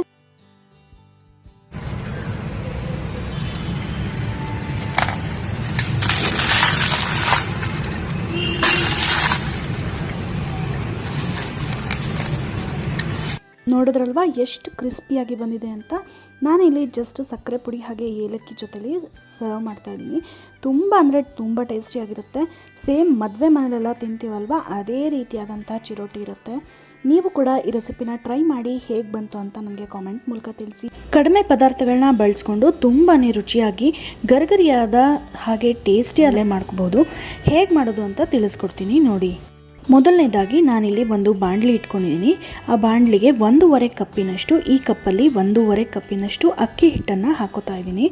ಫ್ಲೇಮನ್ನು ಸಿಮ್ಮಲ್ಲಿ ಇಟ್ಕೊಳ್ಳಿ. ಹಾಗೆ ಅರ್ಧ ಕಪ್ಪಿನಷ್ಟು ಮೈದಾ ಹಿಟ್ಟನ್ನು ಹಾಕ್ಕೊಂಡು ಫ್ಲೇಮನ್ನು ಸಿಮ್ಮಲ್ಲಿ ಇಟ್ಕೊಂಡು ಜಸ್ಟ್ ಈ ಹಿಟ್ಟು ಬಿಸಿ ಆಗಬೇಕು, ಅಲ್ಲಿವರೆಗೂ ಮಾತ್ರ ಇದನ್ನು ಫ್ರೈ ಮಾಡ್ಕೋಬೇಕಾಗತ್ತೆ. ತುಂಬ ಕೆಂಪಗಾಗೋವರೆಗೂ ಎಲ್ಲ ಫ್ರೈ ಮಾಡ್ಕೊಳ್ಳೋದಕ್ಕೆ ಹೋಗಬೇಡಿ, ಕೋಡ್ಬಳೆ ಚೆನ್ನಾಗಿ ಬರೋದಿಲ್ಲ. ಹಾಗಾಗಿ ಜಸ್ಟ್ ಸುಮ್ಮನೆ ಕೈಯಲ್ಲಿ ಈ ರೀತಿ ಮುಟ್ಟಿದ್ರೆ ಬಿಸಿ ಆಗಬೇಕು, ಅಷ್ಟು ಮಾತ್ರ. ನೋಡಿ ಇಲ್ಲಿ ಕೈಯಲ್ಲಿ ಮುಟ್ಟಿದ್ರೆ ಕೈಗೆ ಬಿಸಿ ಅಂಟಬೇಕು, ಅಷ್ಟು ಮಾತ್ರ ಬಿಸಿ ಮಾಡಿಕೊಂಡ್ರೆ ಸಾಕಾಗತ್ತೆ. ಇವಾಗ ಬಿಸಿ ಮಾಡ್ಕೊಂಡಿದ್ದಾಯಿತು ಹಿಟ್ಟು. ಇವಾಗ ಒಂದು ಮಿಕ್ಸಿ ಜಾರ್ಗೆ ಅರ್ಧ ಕಪ್ಪಿನಷ್ಟು ಹುರ್ಗಡ್ಲೆ ಹಾಕೋತಿದ್ದೀನಿ. ಆನಂತರ 1 ಕಪ್ಪಿನಷ್ಟು ಒಣಕೊಬ್ಬರಿ ಹಾಕ್ಕೊತಿದ್ದೀನಿ, ಈ ರೀತಿ ಕಟ್ ಮಾಡ್ಕೊಂಡಿದ್ದೀನಿ. ಹಸಿ ಕೊಬ್ಬರಿ ಕೂಡ ಹಾಕೋಬಹುದು. ಆನಂತರ ಅರ್ಧ ಕಪ್ಪಿನಷ್ಟು ಕರಿಬೇವಿನ ಸೊಪ್ಪು, ಹಾಗೆ 3 ಸ್ಪೂನ್ನಷ್ಟು ಅಚ್ಚ ಖಾರದ ಪುಡಿ ಹಾಕ್ಕೊಂಡಿದ್ದೀನಿ. ನಿಮ್ಮ ಖಾರಕ್ಕೆ ಎಷ್ಟು ಬೇಕೋ ಅಷ್ಟು ಹಾಕ್ಕೊಳ್ಳಿ. ನಿಮಗೇನಾದರೂ ಜಾಸ್ತಿ ಖಾರ ಬೇಡ ಅನ್ನೋದಾದರೆ ಜಸ್ಟ್ 1 ಸ್ಪೂನ್ ಹಾಕ್ಕೋಬೋದು. ನಂತರ ಪೂರ್ತಿ ಹಿಟ್ಟಿಗೆ ಬೇಕಾಗೋಷ್ಟು ಉಪ್ಪನ್ನು ಸೇರಿಸ್ಕೊತಿದ್ದೀನಿ. ಹಾಗೆ ಅರ್ಧ ಸ್ಪೂನ್ನಷ್ಟು ಇಂಗು ಹಾಕೋತಿದ್ದೀನಿ. ಇಂಗು ಪೌಡರೇ ತೊಗೊಂಡಿದ್ದೀನಿ, ಪೌಡರ್ ಇಲ್ಲ ಅಂದರೆ ಕ್ಲೀನಾಗಿ ಪುಡಿಯಾಗಿ ಮಾಡಿಕೊಂಡು ಹಾಕ್ಕೊಳ್ಳಿ. ಇದಿಷ್ಟನ್ನು ನುಣ್ಣಗೆ ಈ ರೀತಿಯಾಗಿ ಪೌಡರ್ ಮಾಡಿ ರೆಡಿ ಮಾಡಿ ಇಟ್ಕೊಂಡಿದ್ದೀನಿ. ಇವಾಗ ಒಂದು ಮಿಕ್ಸಿಂಗ್ ಬೌಲ್ ತೊಗೊಂಡು ಹುರಿದಿಟ್ಕೊಂಡಿದ್ದೀವಲ್ವ ಮೈದಾ ಹಿಟ್ಟು ಹಾಗೆ ಅಕ್ಕಿ ಹಿಟ್ಟು ಮಿಶ್ರಣ, ಅದನ್ನು ಹಾಕೋತಿದ್ದೀನಿ ಈ ಮಿಕ್ಸಿಂಗ್ ಬೌಲ್ಗೆ. ಇವಾಗ ನೋಡಿ ಹಿಟ್ಟು ಎಲ್ಲ ಹಾಕ್ಕೊಂಡಿದ್ದು ಆಯಿತು. ಆನಂತರ ಪೌಡರ್ ಮಾಡಿ ಇಟ್ಕೊಂಡಿದ್ದೀವಲ್ವ ಹುರ್ಗಡ್ಲೆ ಹಾಗೆ ಕೊಬ್ಬರಿ ಎಲ್ಲ ಪೌಡರು, ಅದನ್ನು ಕೂಡ ಹಾಕ್ಕೊಂಡು ಚೆನ್ನಾಗಿ ಮಿಕ್ಸ್ ಮಾಡ್ಕೋಬೇಕಾಗತ್ತೆ. ಕೈಯಿಂದ ಕ್ಲೀನಾಗಿ ಪ್ರತಿಯೊಂದು ಕಣಕ್ಕೂ ಈ ಖಾರ ಮಿಕ್ಸ್ಚರು ಹಾಗೆ ಹಿಟ್ಟು ಎಲ್ಲನೂ ಬೆರಿಬೇಕು. ಆ ರೀತಿಯಾಗಿ ಸುಮಾರು ಒಂದು 5 ನಿಮಿಷಗಳ ಕಾಲ ಮಿಕ್ಸ್ ಮಾಡ್ಕೊಂಡಿದ್ದೀನಿ. ಹಾಗೆ ಏನಾದರೂ ಮಾಡಿಬಿಟ್ರೆ ಚೆನ್ನಾಗಿ ಮಿಕ್ಸ್ ಆಗಿಲ್ಲ ಅಂದರೆ ಒಂದು ಕಡೆ ಉಪ್ಪು ಅಥವಾ ಖಾರ ಜಾಸ್ತಿ ಆಗಿರುತ್ತೆ, ಇನ್ನೊಂದು ಕಡೆ ಕಮ್ಮಿ ಇರುತ್ತೆ. ಹಾಗಾಗಿ ಇದನ್ನು ನೀಟಾಗಿ ಮಿಕ್ಸ್ ಮಾಡ್ಕೊಳ್ಳೋದು ತುಂಬಾ ಇಂಪಾರ್ಟೆಂಟ್ ಆಗುತ್ತೆ. ಇವಾಗ ಮಿಕ್ಸ್ ಮಾಡ್ಕೊಂಡಿದ್ದಾಯಿತು. ನಂತರ ಒಂದು 2-3 ಸ್ಪೂನ್ನಷ್ಟು ಎಣ್ಣೆನ ಚೆನ್ನಾಗಿ ಬಿಸಿಯಾಗಿ ಕಾಯಿಸ್ಕೊಂಡು ಹಾಕೋತಿದ್ದೀನಿ. ನೋಡಿ, ಇಲ್ಲಿ ಈ ರೀತಿ ಗುಳ್ಳೆಗಳೆಲ್ಲ ಬರಬೇಕು, ಅಲ್ಲಿವರೆಗೂ ಮಿಕ್ಸ್ ಮಾಡಿಕೊಂಡು ಒಂದು 2 ನಿಮಿಷ ಹಾಗೆ ಬಿಟ್ಬಿಟ್ಟು ಇದನ್ನು ಕೈಯಿಂದ ಮತ್ತೊಮ್ಮೆ ನೀಟಾಗಿ ಮಿಕ್ಸ್ ಮಾಡಬೇಕು. ತುಂಬ ಬಿಸಿ ಇದ್ದಾಗಲೇ ಮುಟ್ಬಿಟ್ರೆ ಕೈಯೆಲ್ಲ ಸುಡೋ ಚಾನ್ಸಸ್ ಇರುತ್ತೆ. ಹಾಗಾಗಿ 2 ನಿಮಿಷ ಬಿಟ್ಬಿಟ್ಟು ಇದನ್ನು ಮಿಕ್ಸ್ ಮಾಡ್ಕೊಂಡು ಇಟ್ಕೊಂಡಿದ್ದೀನಿ. ನಂತರ ಸ್ವಲ್ಪನೇ ನೀರನ್ನು ಸೇರಿಸ್ಕೊಳ್ತಾ ಚಪಾತಿ ಹಿಟ್ಟಿನ ಹದಕ್ಕೆ ಕಲಿಸ್ಕೋಬೇಕಾಗತ್ತೆ. ಹಾಗಂತ ತುಂಬ ಗಟ್ಟಿಯಾಗಿ ಕಲಿಸ್ಕೊಳ್ಳೋದಕ್ಕೆ ಹೋಗಬೇಡಿ. ನಾನಿಲ್ಲಿ ತೋರಿಸ್ತೀನಿ, ಈ ಹದಕ್ಕೆ ಕಲಿಸ್ಕೋಬೇಕಾಗತ್ತೆ. ಸ್ವಲ್ಪನೇ ನೀರು ಹಾಕ್ಕೊಳ್ಳಿ. ಒಮ್ಮೆನೇ ನೀರು ಹಾಕೊಂಡ್ಬಿಟ್ರೆ ಜಾಸ್ತಿ ಆಗ್ಬೋದು. ಹಾಗಾಗಿ ಚೂರೇ ನೀರು ಹಾಕ್ತಾ ಕಲಿಸ್ಕೋಬೇಕು. ನೀವೇನಾದರೂ ಕೋಡ್ಬಳೆ ಜಾಸ್ತಿ ಪ್ರಮಾಣದಲ್ಲಿ ಮಾಡ್ತಾಯಿದ್ರೆ, ನಾನಿಲ್ಲಿ ತೋರಿಸಿರೋದಕ್ಕಿಂತ ತುಂಬಾ ಜಾಸ್ತಿಯಾಗಿ ಮಾಡ್ತಾಯಿದ್ರೆ ಸ್ವಲ್ಪ ಹಿಟ್ಟನ್ನು ತೆಗೆದಿಟ್ಕೊಂಡ್ಬಿಟ್ಟು ಸ್ವಲ್ಪ ನೀರು ಹಾಕ್ಕೊಂಡು ಆವಾಗವಾಗ ಎಷ್ಟು ಬೇಕೋ ಅಷ್ಟು ಮಾತ್ರ ಕಲಿಸ್ಕೊಳ್ಳಿ. ಹಿಟ್ಟನ್ನು ನೋಡಿ ಇಲ್ಲಿ ತೋರಿಸ್ತೀವಿ ಅಲ್ವಾ, ಈ ರೀತಿ ಕಲಿಸ್ಕೊಂಡು ಚೆನ್ನಾಗಿ ಒಂದು 3-4 ನಿಮಿಷಗಳ ಕಾಲ ಇದನ್ನು ನಾದ್ಕೋಬೇಕಾಗುತ್ತೆ. ನಾವು ಎಷ್ಟು ಚೆನ್ನಾಗಿ ನಾದ್ಕೋತೀವೋ ಕೋಡ್ಬಳೆ ಅಷ್ಟು ಚೆನ್ನಾಗಿ ಬರ್ತಾ ಹೋಗುತ್ತೆ, ಮಧ್ಯದಲ್ಲಿ ಒಡೆಯೋದಿಲ್ಲ. ನಾವೇನಾದರೂ ನಾದಿಲ್ಲ ಹಾಗೆ ಇದನ್ನು ಕಲಿಸ್ಕೋತಾ ಇದ್ದೀವಿ ಅಂದರೆ ಕೋಡ್ಬಳೆ ಮಾಡೋ ಟೈಮಲ್ಲಿ ಮಧ್ಯೆ ಬ್ರೇಕ್ಸ್ ಬಂದುಬಿಡುತ್ತೆ. ಹಾಗಾಗಿ ನೀಟಾಗಿ ಇದನ್ನು ನಾದ್ಕೋಬೇಕು. ನೋಡಿ, ಇಲ್ಲಿ ಇಷ್ಟು ಸಾಫ್ಟಾಗಿರಬೇಕು. ನೋಡೋದಕ್ಕೆ ತಿಕ್ಕಾಗಿದ್ರೂ ಕೈಯಲ್ಲಿ ಮುಟ್ಟಿದ್ರೆ ತುಂಬಾ ಸಾಫ್ಟಾಗಿರಬೇಕು. ಆ ರೀತಿ ಕಲಿಸ್ಕೊಂಡಿದ್ದೀನಿ. ಇವಾಗ ಒಂದು ಚಪಾತಿ ಮಣೆ ಇಟ್ಕೊಂಡು ಎಣ್ಣೆ ಹಚ್ಕೊಂಡಿದ್ದೀನಿ. ಆನಂತರ ಕೈಗೂ ಸ್ವಲ್ಪ ಎಣ್ಣೆ ಹಚ್ಕೊಂಡ್ಬಿಟ್ಟು ಈ ರೀತಿ ಹೊಸ್ಕೋಬೇಕಾಗತ್ತೆ. ಈ ರೀತಿ ಹಿಟ್ಟನ್ನು ಹೊಸ್ಕೊಂಡಿದ್ದಾದಮೇಲೆ ಜಸ್ಟ್ ಸರ್ಕಲ್ ಮಾಡಿ ರಿಂಗ್ಸ್ ಥರ ಮಾಡಿದ್ರೆ ಸಾಕಾಗುತ್ತೆ. ಅಥವಾ ಈ ರೀತಿ ಬೇಡ, ಅಥೆಂಟಿಕ್ ಸ್ಟೈಲಲ್ಲಿ ಬೇಕು ಅಂದರೆ ಚಕ್ಲಿ ಎಲ್ಲ ಮಾಡ್ತಾರಲ್ವ, ಆ ರೀತಿ ಕೂಡ 3 ಸುತ್ತು ಕೂಡ ನಾವು ಇದನ್ನು ಸುತ್ಕೋಬಹುದು. ಅದು ಕೂಡ ತುಂಬಾ ಚೆನ್ನಾಗಿರುತ್ತೆ ಕೋಡ್ಬಳೆ. ನಮ್ಮ ಮನೆಗಳಲ್ಲೆಲ್ಲ 3 ಸುತ್ತು ಮಾಡ್ತಾರಲ್ವ ಕೋಡ್ಬಳೆ, ಆ ರೀತಿಯಾಗೇ ಮಾಡೋದು. ಜಸ್ಟ್ ಇದು ನಾನು ನಾರ್ಮಲಾಗಿ ತುಂಬ ಬೇಗನೆ ಹೇಗೆ ಮಾಡ್ಬೋದು ಅಂತ ತಿಳಿಸ್ಕೊಡ್ತಿದ್ದೀನಿ ಅಷ್ಟೇ. ಹಾಗೆ ಈ ಕೋಡ್ಬಳೆ ಮಾಡುವಾಗ ಇನ್ನೊಂದು ಟಿಪ್ಸ್ ಏನಂದರೆ, ಎಲ್ಲ ಕೋಡ್ಬಳೆಗಳು ಒಂದೇ ಸೈಜಲ್ಲಿರಬೇಕು. ಇದು ತುಂಬಾ ಮುಖ್ಯ ಆಗುತ್ತೆ. ನಾವೇನಾದರೂ ಒಂದು ದೊಡ್ಡದು ಒಂದು ಚಿಕ್ಕದು ಮಾಡಿಬಿಟ್ರೆ, ಒಂದು ದೊಡ್ಡದಿರೋದು ಆಗೋಲ್ಲ ಬೇಗ, ಚಿಕ್ಕದಿರೋದು ಬೇಗ ಆಗಿಬಿಡುತ್ತೆ. ಹಾಗಾಗಿ ತಿಕ್ನೆಸ್ಸು ಅಷ್ಟೇ, ಎಲ್ಲ ಕೋಡ್ಬಳೆಗಳು ಒಂದೇ ತಿಕ್ನೆಸ್ಸಲ್ಲಿರಬೇಕು. ಇದು ಸ್ವಲ್ಪ ಗಮನದಲ್ಲಿ ಇಟ್ಕೊಂಡು ಮಾಡಿಕೊಂಡ್ರೆ ಕರಿಯೋದಕ್ಕೆ ತುಂಬಾ ಸುಲಭ ಆಗುತ್ತೆ. ನೋಡಿ, ಎಲ್ಲನೂ ಆಲ್ಮೋಸ್ಟ್ ಒಂದೇ ಸೈಜಲ್ಲಿ ಬಂದಿದೆ. ಇವಾಗ ಬಿಸಿಯಾಗಿರುವಂಥ ಎಣ್ಣೆ ತುಂಬಾ ಬಿಸಿಯಾಗಿರುತ್ತೆ. ಸಿಮ್ಮಲ್ಲಿ ಇಟ್ಕೊಂಡ್ಬಿಟ್ಟು ಬಿಸಿ ಆದಮೇಲೆ ಇದನ್ನು ಹಾಕೋಬೇಕು ಕೋಡ್ಬಳೆಗಳನ್ನ. ಒಂದು 2 ನಿಮಿಷ ಆದಮೇಲೆ ಈ ರೀತಿ ಟರ್ನ್ ಮಾಡ್ತಾನೇ ಇರಬೇಕು. ಟರ್ನ್ ಮಾಡ್ತಾ ಕರ್ಕೊಂಡ್ಬಿಟ್ರೆ ರುಚಿಯಾದ ಗರ್ಗರಿಯಾದ ಕೋಡ್ಬಳೆಗಳು ರೆಡಿಯಾಗುತ್ತೆ. ಕೋಡ್ಬಳೆಗಳು ಹಾಕಿದ ತಕ್ಷಣ ನೊರೆ ಬಂದುಬಿಡುತ್ತೆ, ಗುಳ್ಳೆ ಬರ್ತಾ ಇರುತ್ತೆ. ಇದು ಪೂರ್ತಿ ಆಗಿದೆ ಅಂತ ಗೊತ್ತಾಗೋ ಟೈಮಲ್ಲಿ ಗುಳ್ಳೆಗಳೆಲ್ಲ ಸ್ಟಾಪ್ ಆಗಿ ಹಾಗೆ ಒಂದು ರೀತಿ ಸೌಂಡ್ ಬರ್ತಿರುತ್ತೆ. ಆ ಸೌಂಡ್ ಕೂಡ ಸ್ಟಾಪ್ ಆಗುತ್ತೆ. ನಾವು ಈ ರೀತಿ ಟರ್ನ್ ಮಾಡುವಾಗಲೇ ನಮಗೆ ಗೊತ್ತಾಗ್ಬಿಡುತ್ತೆ, ಕ್ರಿಸ್ಪಿಯಾಗಿ ಅದು ಸೌಂಡ್ ಬರುತ್ತೆ. ಹಾಗಾಗಿ ಆ ಟೈಮಲ್ಲಿ ನಾವು ತೆಕ್ಕೊಂಡ್ರೆ ತುಂಬಾ ಕ್ರಿಸ್ಪಿಯಾಗಿರುತ್ತೆ. ತುಂಬ ಹೊತ್ತು ಬಿಟ್ಬಿಟ್ರೆ ಸೀದೋಗೋಂಥ ಚಾನ್ಸಸ್ ಇರುತ್ತೆ. ಹಾಗಾಗಿ ಈ ರೀತಿ ಕೆಂಪಗಾಗ್ತಾ ಇದ್ದಂಗೆ ತೆಗೆದು ಈ ರೀತಿ 2 ಸಾರಿ ಮಾಡಿದ್ರೆ ಗೊತ್ತಾಗುತ್ತೆ ನಮಗೆ. ಇವಾಗ ಒಂದು ಪೇಪರ್ ಟವಲಲ್ಲಿ ಹಾಕ್ಕೊಂಡಿದ್ದೀನಿ. ಇನ್ನೊಮ್ಮೆ ಮತ್ತೊಂದು ಸೆಟ್ಟು ಕೋಡ್ಬಳೆಯನ್ನು ಕರೆದ್ಬಿಟ್ಟು ತೋರಿಸ್ತೀನಿ ನೋಡಿ. ಇಲ್ಲಿ ನೋಡಿ, ಕೋಡ್ಬಳೆಗಳೆಲ್ಲ ಒಂದೇ ಸೈಜಲ್ಲಿದೆ. ಹಾಕ್ತಾ ಇದ್ದಂಗೆ ಚೆನ್ನಾಗಿ ನೊರೆಗಳು ಬರುತ್ತೆ. ಆ ನಂತರ ಕಮ್ಮಿ ಆಗ್ತಾ ಹೋಗುತ್ತೆ ನೊರೆ. ಇವಾಗ ಕೋಡ್ಬಳೆಗಳನ್ನ ಟರ್ನ್ ಮಾಡ್ಕೊತಿದ್ದೀನಿ. ಒಂದೇ ಸೈಡ್ ಬೇಯಿಸ್ಕೊಂಡ್ಬಿಟ್ರೆ ಕಪ್ಪಗಾಗ್ಬಿಡುತ್ತೆ, ಇನ್ನೊಂದು ಸೈಡ್ ಬೆಂದೇ ಇರೋದಿಲ್ಲ. ಹಾಗಾಗಿ ನಾವೇ ಟರ್ನ್ ಮಾಡಬೇಕಾಗತ್ತೆ. ಇವಾಗ ನೋಡಿ, ಸ್ವಲ್ಪ ಗುಳ್ಳೆಗಳು ಕಮ್ಮಿ ಆಗ್ತಾ ಬರುತ್ತೆ. ಪೂರ್ತಿಯಾಗಿ ಗುಳ್ಳೆಗಳೆಲ್ಲ ಕಮ್ಮಿ ಆದಮೇಲೆ ಕೋಡ್ಬಳೆಗಳು ಬೆಂದಿದೆ ಅಥವಾ ಕ್ರಿಸ್ಪಿಯಾಗಿ ಫ್ರೈ ಆಗಿದೆ ಅಂತ ಅರ್ಥ. ಆ ಟೈಮಲ್ಲಿ ತೆಕ್ಕೋಬೇಕು. ಗೋಲ್ಡನ್ ಬ್ರೌನ್ ಆಗೋವರೆಗೂ ಇದನ್ನು ಕರ್ಕೊಂಡ್ರೆ ಸಾಕಾಗುತ್ತೆ. ನೋಡಿ ಎಷ್ಟು ಚೆನ್ನಾಗಿ ರೆಡಿ ಆಗಿದೆ ಅಂತ. ಸಿಕ್ಕಾಪಟ್ಟೆ ಕ್ರಿಸ್ಪಿ ಆಗಿರೋಂಥ ಕೋಡ್ಬಳೆಗಳನ್ನ ಕಮ್ಮಿ ಪದಾರ್ಥ ಉಪಯೋಗಿಸಿ ತುಂಬಾ ಬೇಗ ಮಾಡ್ಕೋಬಹುದು. ಖಂಡಿತವಾಗ್ಲೂ ನೀವು ಈ ರೆಸಿಪಿನ ಟ್ರೈ ಮಾಡಿ ಹೇಗೆ ಬಂತು ಅಂತ ನನಗೆ ಕಾಮೆಂಟ್ ಮೂಲಕ ತಿಳಿಸಿ. ಕಡಿಮೆ ತುಪ್ಪ ಹಾಗೆ ಕಡಿಮೆ ಸಕ್ಕರೆನ ಬಳಸ್ಕೊಂಡು ಸಾಫ್ಟಾದ ಮೈಸೂರು ಪಾಕನ್ನು ಹೇಗೆ ಮಾಡೋದು ಅಂತ ನೋಡ್ಕೊಳ್ಳೋಣ ಬನ್ನಿ. ನಾನಿಲ್ಲಿ ಅರ್ಧ ಬಟ್ಲಷ್ಟು ತುಪ್ಪ ತೊಗೊಂಡಿದ್ದೀನಿ. ಅರ್ಧದಲ್ಲಿ ಅರ್ಧ ಅಂದರೆ 1/4 ಬಟ್ಲಷ್ಟು ತುಪ್ಪನ ಒಂದು ಕಡಾಯಿಗೆ ಹಾಕೋತಿದ್ದೀನಿ. ನಂತರ 1 ಕಪ್ಪಿನಷ್ಟು ಚಿರೋಟಿ ರವೆ ತೊಗೋತಿದ್ದೀನಿ. ಚಿರೋಟಿ ರವೆ ಇಲ್ಲ ಅಂದರೆ ನಾರ್ಮಲ್ ಉಪ್ಪಿಟ್ಟು ರವೆ ಇರುತ್ತಲ್ವ, ಅದನ್ನೇ ನಾವು 1 ರೌಂಡ್ ಮಿಕ್ಸಿಗೆ ಹಾಕ್ಕೊಂಡ್ಬಿಟ್ಟು ಈ ರೀತಿಯಾಗಿ ಮಾಡ್ಕೋಬಹುದು. ನಂತರ ಚೆನ್ನಾಗಿ ಫ್ಲೇಮನ್ನು ಸಿಮ್ಮಲ್ಲಿ ಇಟ್ಕೊಂಡ್ಬಿಟ್ಟು ಹುರ್ಕೋಬೇಕು. ಸಿಮ್ಮಲ್ಲೇ ಇಟ್ಕೊಳ್ಳಿ, ಹೈ ಇಟ್ಕೊಂಡ್ಬಿಟ್ರೆ ಅಷ್ಟು ಚೆನ್ನಾಗಿ ಬರೋದಿಲ್ಲ ಈ ಮೈಸೂರು ಪಾಕು. ಹಾಗಾಗಿ ಸಿಮ್ಮಲ್ಲಿ ಇಟ್ಕೊಂಡೇ ಹುರ್ಕೋಬೇಕಾಗತ್ತೆ. ಡಿಸ್ಕ್ರಿಪ್ಷನ್ ಬಾಕ್ಸನ್ನು ಚೆಕ್ ಮಾಡಿ ಮೆಷರ್ಮೆಂಟ್ಸ್ಗೆ ಪರ್ಫೆಕ್ಟಾಗಿ ಕರೆಕ್ಟಾಗಿ ಇರಲಿ ಮೆಷರ್ಮೆಂಟ್ಸು, ಆವಾಗ ಮೈಸೂರು ಪಾಕು ಯಾವುದೇ ಕಾರಣಕ್ಕೂ ಕೆಡೋದಿಲ್ಲ. ನೋಡಿ ಇವಾಗ ರವೆನ ಹುರ್ಕೊಂಡಿದ್ದು ಆಯಿತು, ಚಿರೋಟಿ ರವೆನ ಇದನ್ನು ಒಂದು ಪಾತ್ರೆಗೆ ಎತ್ತಿಟ್ಕೋತಾ ಇದ್ದೀನಿ. ರವೆ ಹುರ್ಕೊಂಡಿದ್ದು ಹೇಗೆ ಗೊತ್ತಾಗುತ್ತೆ ಅಂದರೆ ಘಮ ಬರುತ್ತೆ, ಒಳ್ಳೆ ಘಮ ಘಮ ಅಂತ ಸ್ಮೆಲ್ ಬರುತ್ತೆ. ಆನಂತರ ರವೆ ಎಲ್ಲ ಚೆನ್ನಾಗಿ ಸ್ವಲ್ಪ ಲೈಟಾಗಿ ಕೆಂಪಗಾಗಿರುತ್ತೆ, ಆವಾಗ ಇದನ್ನು ಒಂದು ಪಾತ್ರೆಗೆ ಎತ್ತಿಟ್ಕೋಬೇಕು. ನಂತರ ಅದೇ ಕಡಾಯಿಗೆ ಇನ್ನೂ 1/4 ಕಪ್ಪಿನಷ್ಟು ತುಪ್ಪ ಉಳಿದಿದೆ ಅಲ್ವಾ, ಆ ತುಪ್ಪ ಕೂಡ ಹಾಕೋತಿದ್ದೀನಿ. ಟೋಟಲಾಗಿ ನಾನಿಲ್ಲಿ ಕೇವಲ ಅರ್ಧ ಬಟ್ಲಷ್ಟು ಮಾತ್ರ ನಾನು ತುಪ್ಪನ ಬಳಸ್ತಾ ಇದ್ದೀನಿ. ತುಪ್ಪ ಎಲ್ಲ ಕರಗಿದ ಮೇಲೆ 1 ಕಪ್ಪಿನಷ್ಟು ಕಡಲೆ ಹಿಟ್ಟನ್ನು ತೊಗೊತೀನಿ. ಕಡಲೆ ಹಿಟ್ಟು ಒಳ್ಳೆ ಕ್ವಾಲಿಟಿ ಕಡಲೆ ಹಿಟ್ಟನ್ನು ಬಳಸಿ. ನಾವೇನಾದರೂ ಹಳೆ ಕಡಲೆ ಹಿಟ್ಟು ಅಥವಾ ಫ್ರಿಜ್ಜಲ್ಲಿ ತುಂಬ ದಿನ ಆಗಿದೆ ತಂದುಬಿಟ್ಟು ಆ ಥರದ ಕಡಲೆ ಹಿಟ್ಟನ್ನು ಬಳಸಿದ್ರೆ ಯಾವುದೇ ಕಾರಣಕ್ಕೂ ಸ್ವೀಟ್ ಚೆನ್ನಾಗಿ ಬರೋದಿಲ್ಲ. ನೀವು ಯಾವುದೇ ಸ್ವೀಟ್ ಮಾಡಿದ್ರೂ ಅಷ್ಟೇ, ಇದು ಕೂಡ ಅಷ್ಟೇ ಸಿಮ್ಮಲ್ಲಿ ಇಟ್ಕೊಂಡು ಈ ರೀತಿಯಾಗಿ ಹುರ್ಕೋಬೇಕು. ನೋಡಿ ಸುಮಾರು 6ರಿಂದ 7 ನಿಮಿಷಗಳ ಕಾಲ ಆಗಿದೆ. ಫಸ್ಟು ತುಪ್ಪ ಎಲ್ಲ ಹೀರ್ಕೊಳ್ಳುತ್ತೆ, ಆ ನಂತರ ಕಡಲೆ ಹಿಟ್ಟು ತುಪ್ಪನ ಬಿಡೋದಕ್ಕೆ ಸ್ಟಾರ್ಟ್ ಆಗುತ್ತೆ, ಒಳ್ಳೆ ಪರಿಮಳ ಬರುತ್ತೆ. ಆವಾಗ ನಮಗೆ ಗೊತ್ತಾಗುತ್ತೆ ಕಡಲೆ ಹಿಟ್ಟು ಆಲ್ಮೋಸ್ಟ್ ಹುರಿದಿದ್ದು ರೆಡಿ ಆಯಿತು ಅಂತ. ಇವಾಗ ನೋಡಿ ಕಡಲೆ ಹಿಟ್ಟು ಚೆನ್ನಾಗಿ ಹುರ್ಕೊಂಡಿದ್ದೀನಿ ಸಿಮ್ಮಲ್ಲಿ ಇಟ್ಕೊಂಡು. ಸುಮಾರು 8 ನಿಮಿಷಗಳ ಕಾಲ ನಾನು ಈ ಕಡಲೆ ಹಿಟ್ಟನ್ನು ಹುರ್ಕೊಂಡಿದ್ದೀನಿ. ಇವಾಗ ರವೆ ಇಟ್ಕೊಂಡಿದ್ದೀವಲ್ವ, ಅದೇ ಪಾತ್ರೆಗೆ ಕಡಲೆ ಹಿಟ್ಟನ್ನು ಕೂಡ ಹಾಕೋಬೇಕು. ಕಡಲೆ ಹಿಟ್ಟನ್ನು ಅಷ್ಟೇ ಸಿಮ್ಮಲ್ಲಿ ಇಟ್ಕೊಂಡು ಹುರ್ಕೋಬೇಕು. ನಾವೇನಾದರೂ ಹೈ ಫ್ಲೇಮಲ್ಲಿ ಇಟ್ಕೊಂಡು ಹುರ್ಕೊಂಡ್ಬಿಟ್ರೆ ಕಡಲೆ ಹಿಟ್ಟು ಸೀದೋಗ್ಬಿಡುತ್ತೆ, ರುಚಿಯಾಗಿ ಬರೋದಿಲ್ಲ. ಆ ನಂತರ ಕಡಲೆ ಹಿಟ್ಟು ಹಾಗೆ ಚಿರೋಟಿ ರವೆ ಎರಡನ್ನೂ ಹುರ್ಕೊಂಡಿದ್ದೀವಲ್ವ, ಅದನ್ನು ಒಂದು ಸ್ಪೂನ್ ಸಹಾಯದಿಂದ ಚೆನ್ನಾಗಿ ಈ ರೀತಿಯಾಗಿ ಮಿಕ್ಸ್ ಮಾಡ್ಕೋಬೇಕು. ಕೆಲವು ಕಡಲೆ ಹಿಟ್ಟುಗಳು ಸ್ವಲ್ಪ ತುಪ್ಪನ ಜಾಸ್ತಿ ಬಿಡೋವಂಥ ಚಾನ್ಸಸ್ ಇರುತ್ತೆ, ಅದ್ರ ಬಗ್ಗೆ ಏನು ತಲೆ ಕೆಡಿಸ್ಕೋಬೇಡಿ. ಈ ಮಿಕ್ಸರ್ ಸ್ವಲ್ಪ ನೀರಾದರೂ ಪರವಾಗಿಲ್ಲ. ನಂತರ ಅದೇ ಕಡಾಯಿಗೆ 1/4 ಕಪ್ಪಿನಷ್ಟು ಸಕ್ಕರೆ ಹಾಕೋತಿದ್ದೀನಿ. 1/4 ಕಪ್ಪಿನಷ್ಟು, ಅದಕ್ಕೆ ನಾನು ಅರ್ಧ ಬಟ್ಲಷ್ಟು ನೀರನ್ನು ಹಾಕೋತಿದ್ದೀನಿ. ಮೆಜರ್ಮೆಂಟ್ಸ್ಗೆ ನೀವು ಡಿಸ್ಕ್ರಿಪ್ಷನ್ ಬಾಕ್ಸನ್ನ ಚೆಕ್ ಮಾಡಿ ಗೊತ್ತಾಗುತ್ತೆ.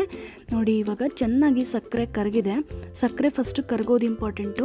ನಂತರ ಒಂದೆಳೆ ಕನ್ಸಿಸ್ಟೆನ್ಸಿ ಅಂದರೆ 1 ಸ್ಟ್ರಿಂಗ್ ಕನ್ಸಿಸ್ಟೆನ್ಸಿ ಅಂತಾರಲ್ವ, ಒಂದೆಳೆ ಪಾಕ ಅಲ್ಲಿವರೆಗೂ ಇದು ಬರಬೇಕು. ನೋಡಿ ಇವಾಗ ಆಲ್ಮೋಸ್ಟ್ ಬಂದಿದೆ, ನೋಡಿ ಗೊತ್ತಾಗ್ತಿದೆ ಅನ್ಸುತ್ತಲ್ವಾ. ಈ ರೀತಿ ಎರಡು ಕೈಯಿಂದ ಟಚ್ ಮಾಡಿದ್ರೆ ಜಸ್ಟ್ ಒಂದೆಳೆ ಪಾಕ ಇರಬೇಕು. ತುಂಬ ಒಂದೆಳೆ ಪಾಕ ಬಂದಿಲ್ಲ ಅಂದ್ರೂ ಸ್ವಲ್ಪ ಕಮ್ಮಿ ಪಾಕ ಇದ್ದರೂ ಪರವಾಗಿಲ್ಲ, ಹಾಕೊಂಬಿಡಿ. ನಮಗೇನಾದರೂ ಸ್ವಲ್ಪ ಗಟ್ಟಿ ಪಾಕ ಬಂದುಬಿಟ್ರೆ ಒಡೆದೋಗೋಂಥ ಚಾನ್ಸಸ್ ಇರುತ್ತೆ ಮೈಸೂರು ಪಾಕು. ಹಾಗಾಗಿ ಒಂದೆಳೆ ಪಾಕಕ್ಕೆ ಇಲ್ಲಿ ಮಿಕ್ಸರ್ ರೆಡಿ ಮಾಡಿ ಇಟ್ಕೊಂಡಿದ್ದೀವಲ್ವ, ಕಡಲೆ ಹಿಟ್ಟು ಹಾಗೆ ಚಿರೋಟಿ ರವೆ ಅದೆರಡನ್ನು ಹಾಕ್ಕೊಂಡು ಈ ರೀತಿಯಾಗಿ ಗಂಟು ಎಲ್ಲ ಒಡ್ಕೊಳ್ಳೋ ಹಾಗೆ ಕಲಿಸ್ಕೋಬೇಕಾಗತ್ತೆ. ನಮಗೇನಾದರೂ ಈ ಸ್ಪ್ಯಾಚುಲಿಂದ ಗಂಟು ಹೊಡೆಯೋದಕ್ಕಾಗಿಲ್ಲ ಅಂದರೆ ನೀವು ವಿಸ್ಕರ್ ಇರುತ್ತಲ್ವಾ, ಅಥವಾ ಯಾವುದೇ ಒಂದು ಸ್ಪ್ಯಾಚುಲಾಯಿಂದ ನೀಟಾಗಿ ಈ ರೀತಿ ಗಂಟುಗಳನ್ನ ಒಡ್ಕೋಬೇಕು. ನೋಡಿ ಇವಾಗ ಎಷ್ಟು ಸಾಫ್ಟಾಗಿದೆ ಮಿಕ್ಸರ್ ಅಂತ. ಕಡಲೆ ಹಿಟ್ಟನ್ನು ಜರಡಿ ಹಿಡ್ಕೊಂಡು ನಾವು ಇದಕ್ಕೆ ಉಪಯೋಗಿಸ್ಕೊಂಡ್ರೆ ಅದು ಕೂಡ ಒಂದು ಟಿಪ್ಪು, ತುಂಬ ಸಾಫ್ಟಾಗಿ ಬರುತ್ತೆ. ನಂತರ ಸ್ವಲ್ಪ ಏಲಕ್ಕಿ ಪುಡಿ ಕೂಡ ಹಾಕ್ಕೊಳ್ತಾ ಇದ್ದೀನಿ. ಇನ್ನೇನು ಆಲ್ಮೋಸ್ಟ್ ಆಗ್ತಾ ಬಂತು ಇದು. ಸುಮಾರು ಒಂದು 4ರಿಂದ 5 ನಿಮಿಷಗಳ ಕಾಲ ಸಿಮ್ ಫ್ಲೇಮಲ್ಲಿ ಇಟ್ಕೊಂಡ್ಬಿಟ್ಟು ಈ ರೀತಿಯಾಗಿ ಒಂದೇ ಡೈರೆಕ್ಷನಲ್ಲಿ ನಾವು ಮಿಕ್ಸ್ ಮಾಡ್ಕೋಬೇಕು. ಒಮ್ಮೆ ಕ್ಲಾಕ್ ವೈಸು ಒಮ್ಮೆ ಆ್ಯಂಟಿ ಕ್ಲಾಕ್ ವೈಸು ಯಾವುದೇ ಕಾರಣಕ್ಕೂ ನಾವು ಸ್ವೀಟ್ ಮಾಡುವಾಗ ಮಿಕ್ಸ್ ಮಾಡಬಾರ್ದು. ಎಸ್ಪೆಷಲಿ ಮೈಸೂರು ಪಾಕ್ ಮಾಡುವಾಗ ಈ ರೀತಿ ಒಂದೇ ಡೈರೆಕ್ಷನಲ್ಲಿ ಮಿಕ್ಸ್ ಮಾಡ್ತಾ ಇರಬೇಕು. ಇವಾಗ ನೋಡಿ ಆಲ್ಮೋಸ್ಟ್ ಆಗ್ತಾ ಬಂತು. ಇಲ್ಲಿ ನೋಡಿ ಲೈಟಾಗಿ ತಳ ಬಿಡೋದಕ್ಕೆ ಸ್ಟಾರ್ಟ್ ಆಗಿದೆ. ನಮಗೆ ಇವಾಗ ಗೊತ್ತಾಗುತ್ತೆ ಲೈಟಾಗಿ ತಳ ಬಿಡೋದಕ್ಕೆ ಸ್ಟಾರ್ಟ್ ಆಗಿಬಿಟ್ರೆ ಇದು ಆಲ್ಮೋಸ್ಟ್ ಆಗಿದೆ ಅಂತ. ಇವಾಗ ಒಂದು ಪ್ಲೇಟನ್ನು ಮುಚ್ಚಿಡಬೇಕು. ನಾರ್ಮಲಾಗಿ ಎಲ್ಲ ಮೈಸೂರು ಪಾಕು ಮಾಡ್ದಂಗಲ್ಲ, ಇದು ರವೆ ಹಾಕಿರೋದ್ರಿಂದ ರವೆ ಸ್ವಲ್ಪ ಅರಳ್ಕೋಬೇಕು, ಅಲ್ಲಿವರೆಗೂ ನಾವು ಇದನ್ನು ಬಿಡಬೇಕಾಗುತ್ತೆ. ಇವಾಗ ಒಂದು 3ರಿಂದ 4 ನಿಮಿಷಗಳ ಕಾಲ ಒಂದು ಪ್ಲೇಟನ್ನು ಮುಚ್ಚಿಟ್ಟಿದ್ದೆ. ನಂತರ ಇವಾಗ ಇದು ಮತ್ತೊಂದು ಸ್ವಲ್ಪ ಗಟ್ಟಿಯಾಗಿದೆ. ಈ ಟೈಮಲ್ಲಿ ನಾವು ಸರ್ವಿಂಗ್ ಟ್ರೇಗೆ ಹಾಕೋಬೇಕು. ಟ್ರೇಗೆ ನಾನು ತುಪ್ಪನ ಗ್ರೀಸ್ ಮಾಡಿ ಇಟ್ಕೊಂಡಿದ್ದೀನಿ, ನೀಟಾಗಿ ಬರಲಿ ಪೀಸಸ್ ಅನ್ನೋ ಕಾರಣಕ್ಕೆ. ನೀವು ಯಾವುದೇ ಶೇಪ್ ಬೇಕಿದ್ರೂ ಕಟ್ ಮಾಡ್ಕೋಬೋದು. ಸುಮಾರು 3ರಿಂದ 4 ನಿಮಿಷ ಆಗಿದೆ ಟ್ರೇಗೆ ಹಾಕಿಬಿಟ್ಟು. ತಣ್ಣಗಾದಮೇಲೆ ಈ ರೀತಿಯಾಗಿ ನಾನು ಪೀಸಸನ್ನು ಕಟ್ ಮಾಡ್ತಿದ್ದೀನಿ. ನಿಮಗೆ ಯಾವ ಶೇಪ್ ಬೇಕೋ ಆ ಶೇಪಲ್ಲಿ ನೀವು ಮೈಸೂರು ಪಾಕನ್ನು ಕಟ್ ಮಾಡ್ಕೋಬಹುದು. ನೋಡಿದ್ರಲ್ವ ಎಷ್ಟು ಕಮ್ಮಿ ತುಪ್ಪ ಹಾಗೆ ಕಮ್ಮಿ ಸಕ್ಕರೆನ ಬಳಸ್ಕೊಂಡು ರುಚಿಯಾದಂಥ ಮೈಸೂರು ಪಾಕನ್ನು ಸುಲಭವಾಗಿ ಮಾಡ್ಬೋದು. ಅದರಲ್ಲೂ ಸಾಫ್ಟಾಗಿರೋಂಥ ಮೈಸೂರು ಪಾಕನ್ನು ನೋಡಿ ತೋರಿಸ್ತೀನಿ ಎಷ್ಟು ಚೆನ್ನಾಗಿ ಬಂದಿದೆ ಅಂತ. ಹಾಗೆ ಎದ್ದು ಬಂದುಬಿಡುತ್ತೆ ಪೀಸಸ್ಸು, ಅಷ್ಟು ಒಳ್ಳೆ ಟೆಕ್ಸ್ಚರು, ಒಳ್ಳೆ ರುಚಿ, ಹಾಗೆ ಆರೋಗ್ಯ ದೃಷ್ಟಿಯಿಂದನೂ ಒಳ್ಳೆಯದಿದು. ನೋಡ್ತಿದ್ದೀರಾ ಅಲ್ವಾ ಎಷ್ಟು ಚೆನ್ನಾಗಿ ಬಂದಿದೆ. ಸಾಫ್ಟಾಗಿ ಕೈಯಲ್ಲಿ ಮುರಿದ್ರೆ ಅದೇ ರೀತಿ ಮುರಿದು ಹೋಗಿಬಿಡುತ್ತೆ, ಹಾಗೆ ಬಾಯಲ್ಲಿ ಇಟ್ಕೊಂಡ್ರೆ ಕರ್ಗೋಗೋಂಥ ಮೈಸೂರು ಪಾಕಿದು. ಇವಾಗ ನೋಡಿ ಎಷ್ಟು ಚೆನ್ನಾಗಿ ಬಂದಿದೆ, ಮುರಿದ್ಬಿಟ್ಟು ತೋರಿಸ್ತಾ ಇದ್ದೀನಿ. ನೋಡ್ತಿದ್ದೀರಾ ಅಲ್ವಾ ಟೆಕ್ಸ್ಚರ್ ಎಷ್ಟು ನೀಟಾಗಿ ಬಂದಿದೆ ಅಂತ. ನೋಡಿ ಇಲ್ಲಿ ಎಷ್ಟು ಈಸಿಯಾಗಿ ಮುರಿಯುತ್ತೆ, ಹಾಗೆ ಒಳ್ಳೆ ಸಾಫ್ಟ್ ಟೆಕ್ಸ್ಚರ್ ಬಂದಿರುತ್ತೆ. ಬಾಯಲ್ಲಿ ಇಟ್ಕೊಂಡ್ರೆ ಕರ್ಗೋಗೋಂಥ ಟೆಕ್ಸ್ಚರು ತುಂಬ ಸುಲಭವಾಗಿ ಕಮ್ಮಿ ಪದಾರ್ಥಗಳನ್ನ ಬಳಸ್ಕೊಂಡು ಮಾಡಿರೋದು. ನೀವು ಕೂಡ ಈ ರೆಸಿಪಿನ ಟ್ರೈ ಮಾಡಿ ಹೇಗೆ ಬಂತು ಅಂತ ನನಗೆ ಕಾಮೆಂಟ್ ಮೂಲಕ ತಿಳಿಸಿ. ಲಕ್ಷ್ಮಿಗೆ ಪ್ರಿಯವಾದ 5 ರೀತಿಯ ವಿಭಿನ್ನ ರೀತಿಯ ಭಕ್ಷ್ಯಗಳನ್ನು ಹೇಗೆ ಮಾಡೋದು ಅಂತ ನೋಡ್ಕೊಂಡ್ರಿ ಅಲ್ವಾ. ಖಂಡಿತವಾಗ್ಲೂ ನೀವು ಕೂಡ ಹಬ್ಬಕ್ಕೆ ಈ ರೀತಿಯಾದ ಭಕ್ಷ್ಯಗಳನ್ನು ಟ್ರೈ ಮಾಡಿ ಹೇಗೆ ಬಂತು ಅಂತ ನನಗೆ ಕಾಮೆಂಟ್ ಮೂಲಕ ತಿಳಿಸಿ. ವಿಡಿಯೋ ಇಷ್ಟ ಆಗಿದ್ರೆ ಲೈಕ್ ಮಾಡೋದನ್ನು ಮರಿಬೇಡಿ. ನನ್ನ ಚಾನಲ್ಗೆ ಇನ್ನೂ ಸಬ್ಸ್ಕ್ರೈಬ್ ಆಗಿಲ್ಲ ಅಂದರೆ ಇವಾಗಲೇ ಸಬ್ಸ್ಕ್ರೈಬ್ ಆಗಿ, ಹಾಗೆ ನಿಮ್ಮ ಫ್ಯಾಮಿಲಿ ಜೊತೆ, ಫ್ರೆಂಡ್ಸ್ ಜೊತೆ ವಾಟ್ಸಪ್ ಗ್ರೂಪಲ್ಲಿ, ಫೇಸ್ಬುಕ್, ಇನ್ಸ್ಟಾಗ್ರಾಮಲ್ಲಿ ಈ ವಿಡಿಯೋನ ಹೆಚ್ಚು ಜನಕ್ಕೆ ಶೇರ್ ಮಾಡಿ, ಮತ್ತಷ್ಟು ಜನಕ್ಕೆ ಹೆಲ್ಪ್ ಮಾಡಿ. ಮತ್ತಷ್ಟು ಇಂಟ್ರೆಸ್ಟಿಂಗ್ ಆದ, ಯಮ್ಮಿಯಾದ ಒಳ್ಳೆ ರೆಸಿಪಿಯೊಂದಿಗೆ ನಾನು ನಿಮ್ಮನ್ನು ಭೇಟಿ ಆಗ್ತೀನಿ. Until then, happy cooking, happy eating, take care, bye bye, and thank you so much for watching this video.